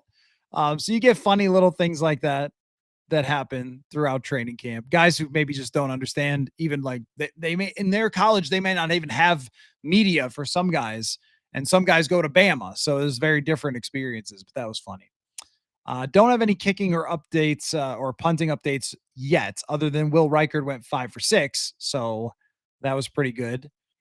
Brendan, have a feeling that Hawkinson could have a career year. I think that's very plausible, because it looks already like he's a guy that JJ McCarthy is getting chemistry with. And it doesn't seem like it's hard to gain chemistry with TJ Hawkinson because he's just such a cerebral player that he always seems to know where he's supposed to be. So Dayton says, school, the plan to play at left tackle right now, or would it be Brandel? Brandel is done being a tackle. He's going to be a guard for the rest of his career. So yeah, it's just in school right now. And it's not going super well because of who he's playing against. Best in the world over there in Jonathan Grenard. But I suppose there's always a chance they could really love Logan Brown or Walter Rouse if they had to go week 1. But I think it's school because he's played in the NFL before. So, okay. Well, this has been a great time. So I think I finally got to the bottom of all of your questions, which means going to try a little something new that I haven't tried on the stream before, which is playing a full interview from inside TCO Performance Center. So let's all hope that it works. Emily Lyer from the Star Tribune. She is new to the beat. This is her first training camp ever. So we talk a little bit about that and then dive into the trenches, get her takes on the offensive and defensive line after 1 day of pads. So here is that conversation with Emily Lyer.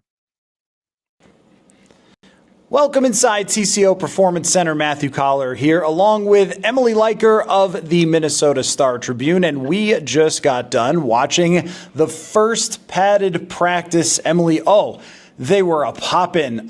Particularly, most of the pops, though, came from the defensive side of the ball, which is quite common for the first padded practice. So I think for this conversation, we should focus on the trenches. Mm-hmm. You good with that? Absolutely. It was the first day we really got to see the trenches. Exactly. And this is your first training camp because you arrived to the Star Tribune last year. So I see you're not exactly doing the best when it comes to the sunscreen distribution, but you got to learn in your first training camp. It's tough out there. Even though they got us a little hut. They got us a little hut this year, which has been nice. So let's talk about who stood out today. And really, we can go back the last couple of days as well. But once they get in pads, it's real. I want to begin with Jonathan Grenard, who I think from the first time we spoke to him this year was at off-season workouts, has seemed like a man possessed. Like when we met Jonathan Grenard last year, I thought, what a nice guy. And now I'm watching him just take names and bodies out there in practice. And it's not that he didn't have a great year last year. There's something a little bit different in terms of the edge for Jonathan Grenard so far this year. Yeah, I can see that. Well, the first time we talked to him, as you're mentioning, back in April, was when the "more is required" slogan came out. And he was the one that said that he had tweeted this out. I think he tweeted it out twice right at the end of the season. And then by the time that OTAs rolled around, they had turned them into shirts and had Moore's required shirts.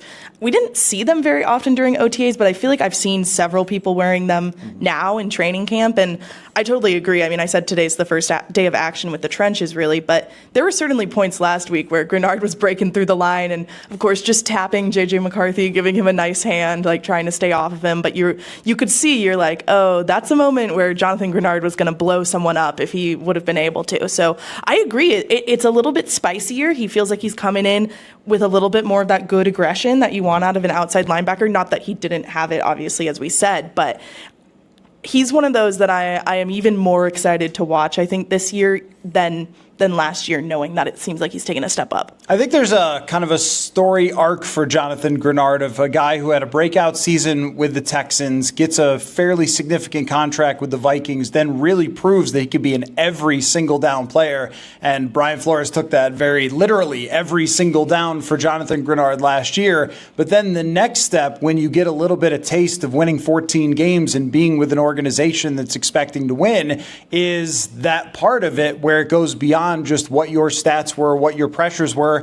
And he seems extremely motivated to start this training camp. And not that he didn't stand out last year, but it's been every single day. Maybe the difference could be that Christian Darrisaw was healthy in last year's camp, so we didn't see him getting sacks on almost every play. But there's another guy that we're watching, I think, much closer. Grenard just stands out without even looking directly at him because he's at the quarterback all the time. But that is Dallas Turner, who I thought may have had the best day of anybody today. Had a lightning quick pressure on the quarterback, almost pulled off an Andrew Van Ginkel type interception. And we've talked to him a couple of times, and most recently, I think that I don't want to say he had a bad attitude or anything, but I think the attitude that he has taken on toward this whole thing of not getting the snaps last year has been good. I think he's taken the right approach to this offseason, and we're starting on the first day of pads to really see the offseason work come to fruition.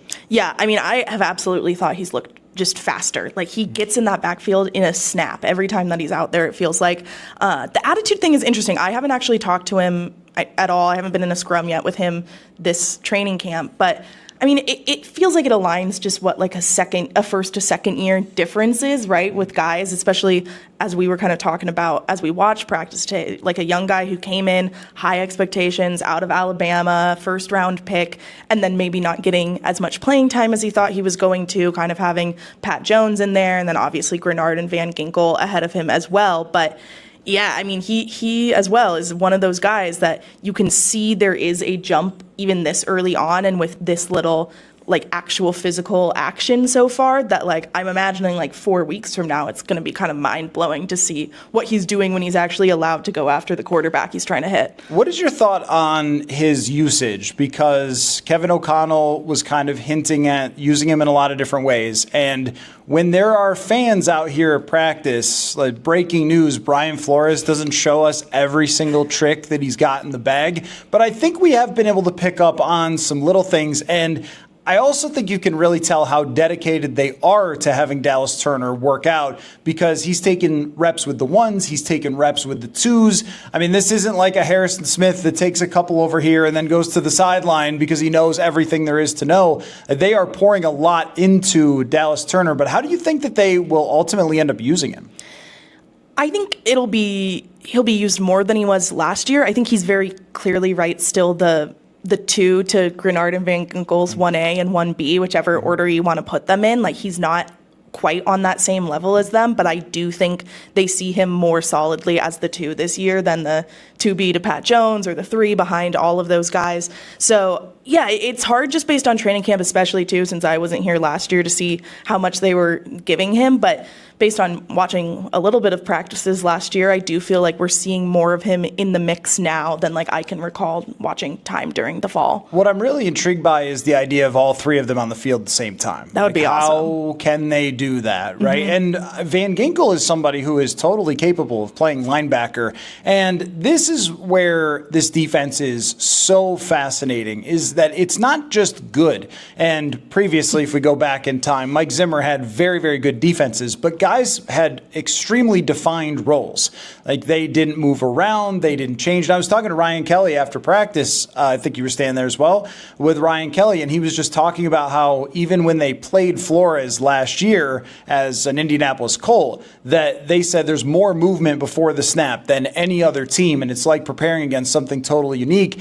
I think Turner, if he can emerge the way that they expect him to emerge, it just adds such a different dynamic to everything Brian Flores can do. Right. I mean, it feels like every snap we're seeing a different formation out there from him. And I do think a lot more of the movement has been in the secondary, right, between looking at the three cornerback looks and when they bring in Theo Jackson with Metellus and Harrison Smith. But we have seen a little bit of a mix with the linebackers and with Andrew Van Ginkel standing up a little bit more and pulling back, dropping into coverage. So it will be interesting to see kind of where Dallas fits in between Grenard being more of a down at the line guy and Van Ginkel being the one to pull back more. And I think they could probably play him both ways if they wanted to. He seems like he has that versatility. Yeah, I mean, with double-digit sacks last year, you don't want to change too much with Van Ginkel, but also I think Dallas Turner brings a different skill set than Patrick Jones, who he's essentially replacing, where you didn't want Patrick Jones dropping back in coverage, but we saw from Turner in his interception against Seattle. When I was talking to Andrew Van Ginkel,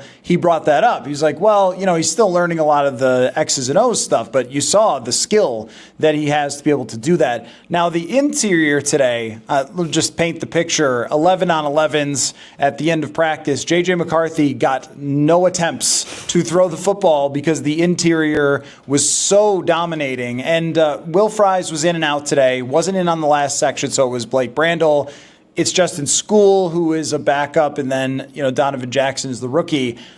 What should we do about watching Donovan Jackson in this camp? Because he's going to get beat. Javon Hargrave and Jonathan Allen beat guys who have been in the league forever. So I think we could watch some of that and go, okay, well, it was a little bit of a rough day for Mr. Young, Donovan Jackson. But I think we also have to be fair to him considering the competition, and it's his first padded practice. Yeah, you know, I think the interesting thing we heard from Kevin O'Connell yesterday about Donovan Jackson, I asked this just kind of like what he needs to do to solidify that spot that he has, because he has been taking pretty much all the first team left guard reps, and it seems like they really want him to start the season there. There is a learning curve, though, right? And like Ryan Kelly today said it, he's like, this is a difficult offense to learn. There are little things that you're not just going to be able to pick up quickly. Wes Phillips said, like, obviously, look, like communication is still a big thing. But what Kevin said yesterday is that he has really seen, oh my God, Donovan Jackson. I was like, who are we talking about for a second? Yeah, Donovan Jackson, yep. He's really 91 people are here. So. 91 people. We just stood in the heat for 2.5 hours. My brain's frazzled. Kevin said he's really seen Donovan Jackson like be able to take a lesson from one day and apply it very quickly the next, even down to things with like hand placement on blocks, which is usually something that you hear about taking a little bit more time because it's just so specific, and obviously it depends on how you're being attacked by the defender. So that to me feels promising. And again, with this being the first day of them actually hitting each other, I'm willing to give a little bit more leeway there. If we're still seeing this like the final week of the preseason and it's feeling like it's not getting any better, then it's okay, maybe should they be playing Blake Brandel more? Are they going to need to do something else there? But for right now, I think it seems like Donovan Jackson's on the right trajectory. And I would expect him to play in the preseason. Yeah. They had previously when Ed Ingram was a second-round pick. I'm not making that comparison. That didn't work out very well, but they did have him in the preseason. And Jackson has to actually, I think, see as much action as he possibly can, because what Ryan Kelly was saying to us, too, is that he said it's not college. There's so many more details to every single play. And as you mentioned, it could be right down to, is your hand on a shoulder or is it on a chest pad? And that could make the difference between right and wrong on a particular play. The techniques are so specific. And I think us on the sideline just need to understand that he's going to get beat on stuff. And I asked Harrison Phillips about this too, and he said that some days, and he was basically saying, like, you guys up on your perch up there,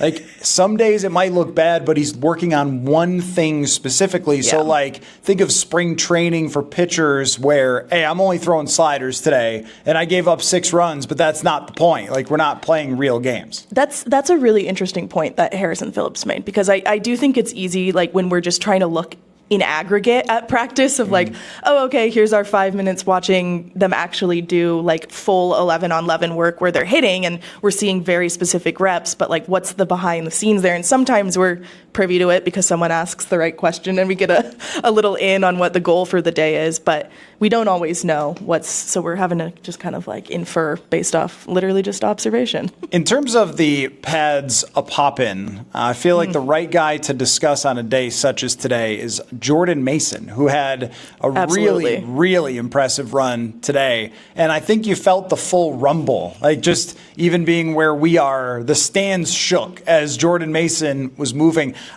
It's hard to evaluate running backs because they can't tackle them. And Harrison Phillips joked about that, where they go back and forth. That would have been a tackle. I would have broke the tackle.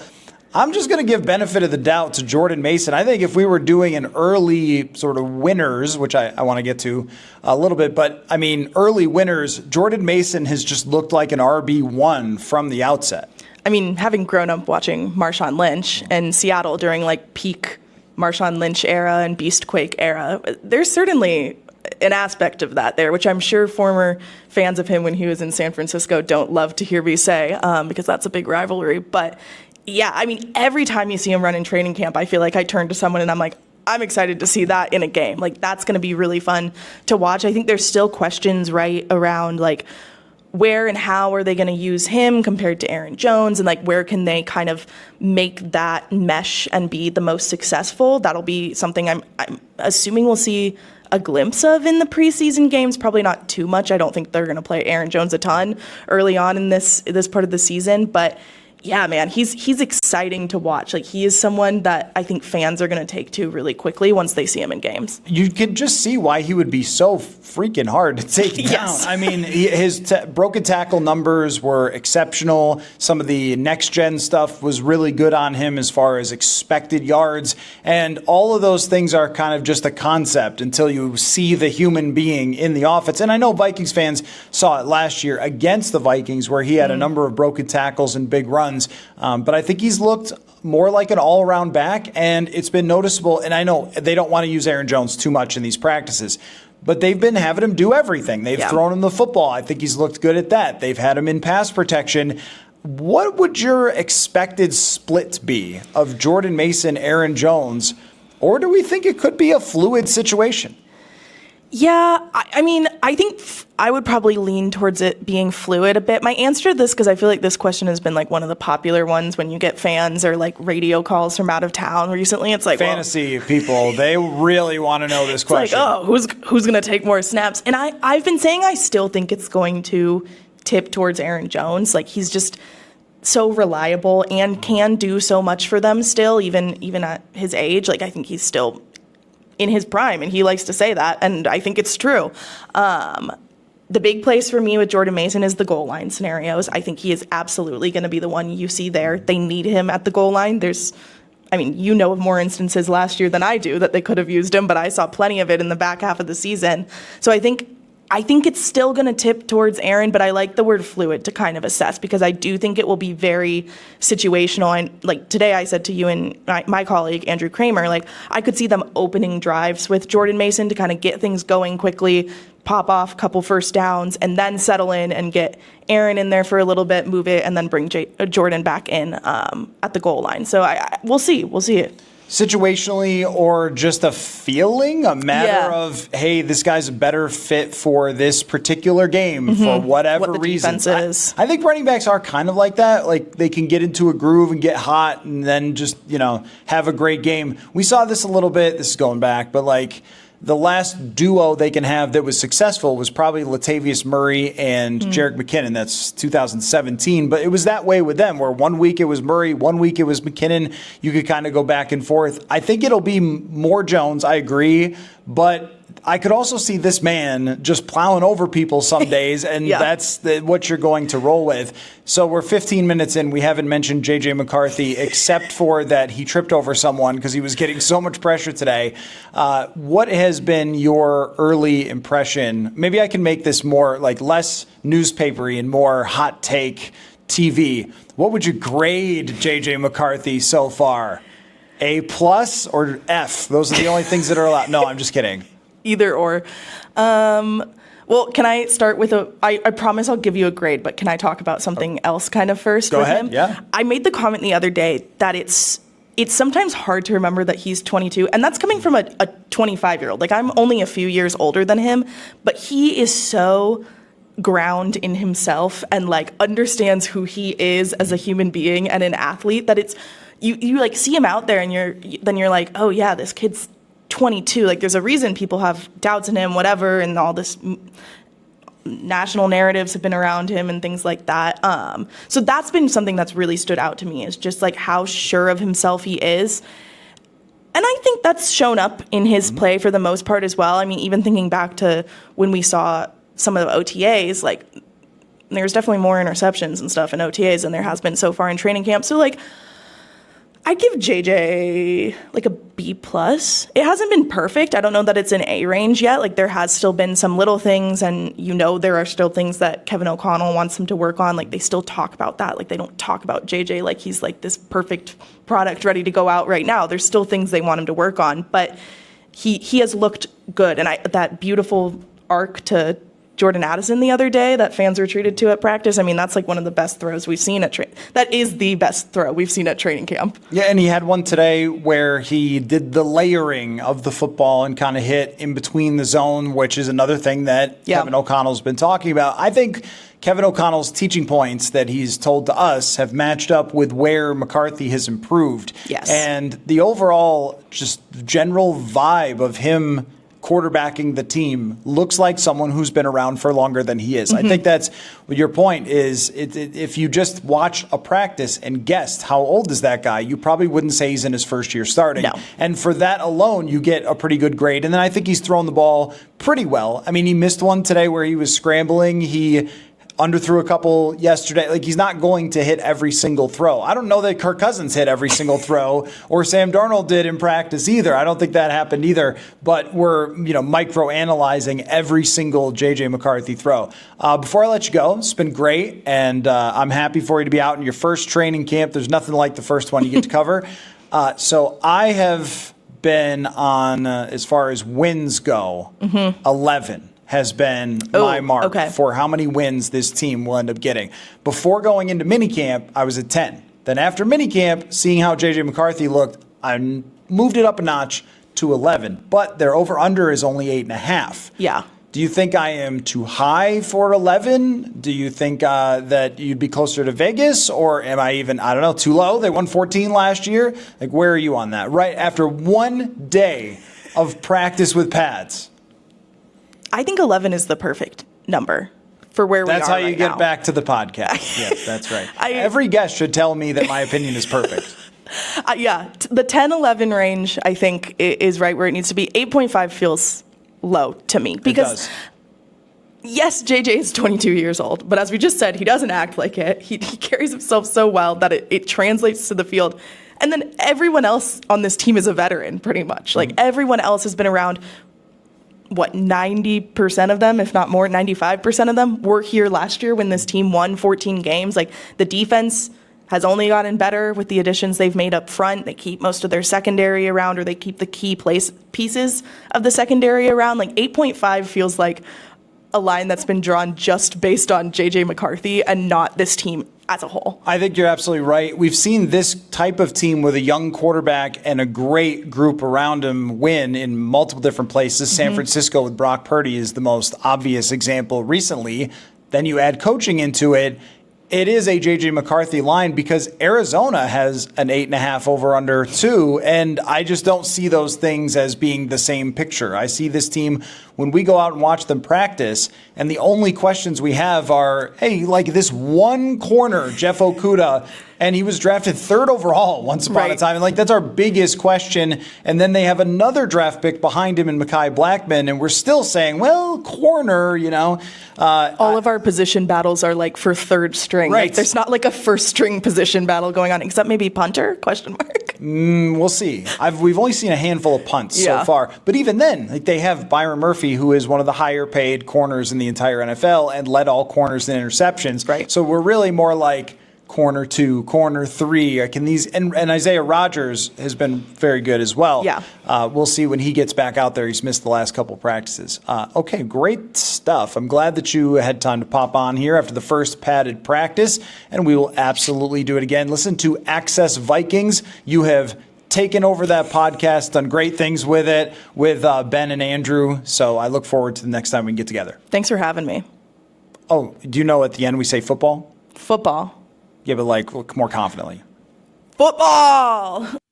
Football. Great job by Emily Lyer. Second time on the podcast, but her first training camp in Minnesota. So I think we set a record here now for the longest stream Purple Insiders ever had, not on draft night. So I'm going to run. And there's also a huge storm coming that could knock out the internet anyway. So until then, tomorrow night, guess what we'll be doing? Ahmad Hicks from Fox 9 scheduled to join the show tomorrow. Also, Monday was with Maggie got moved back. And because of her schedule, we're going to start recording some of her stuff so I could play it similarly to what we just did right here. So I'm hoping to do that with more guests going forward. If I can get some pre-recorded interviews, run them on the stream. So thanks everybody for a great conversation again tonight. And it's training camp, which means every night there's a practice. I am live on here, so we'll be here again tomorrow. Thanks so much to all of you. Really appreciate it. And we'll see ya. Football.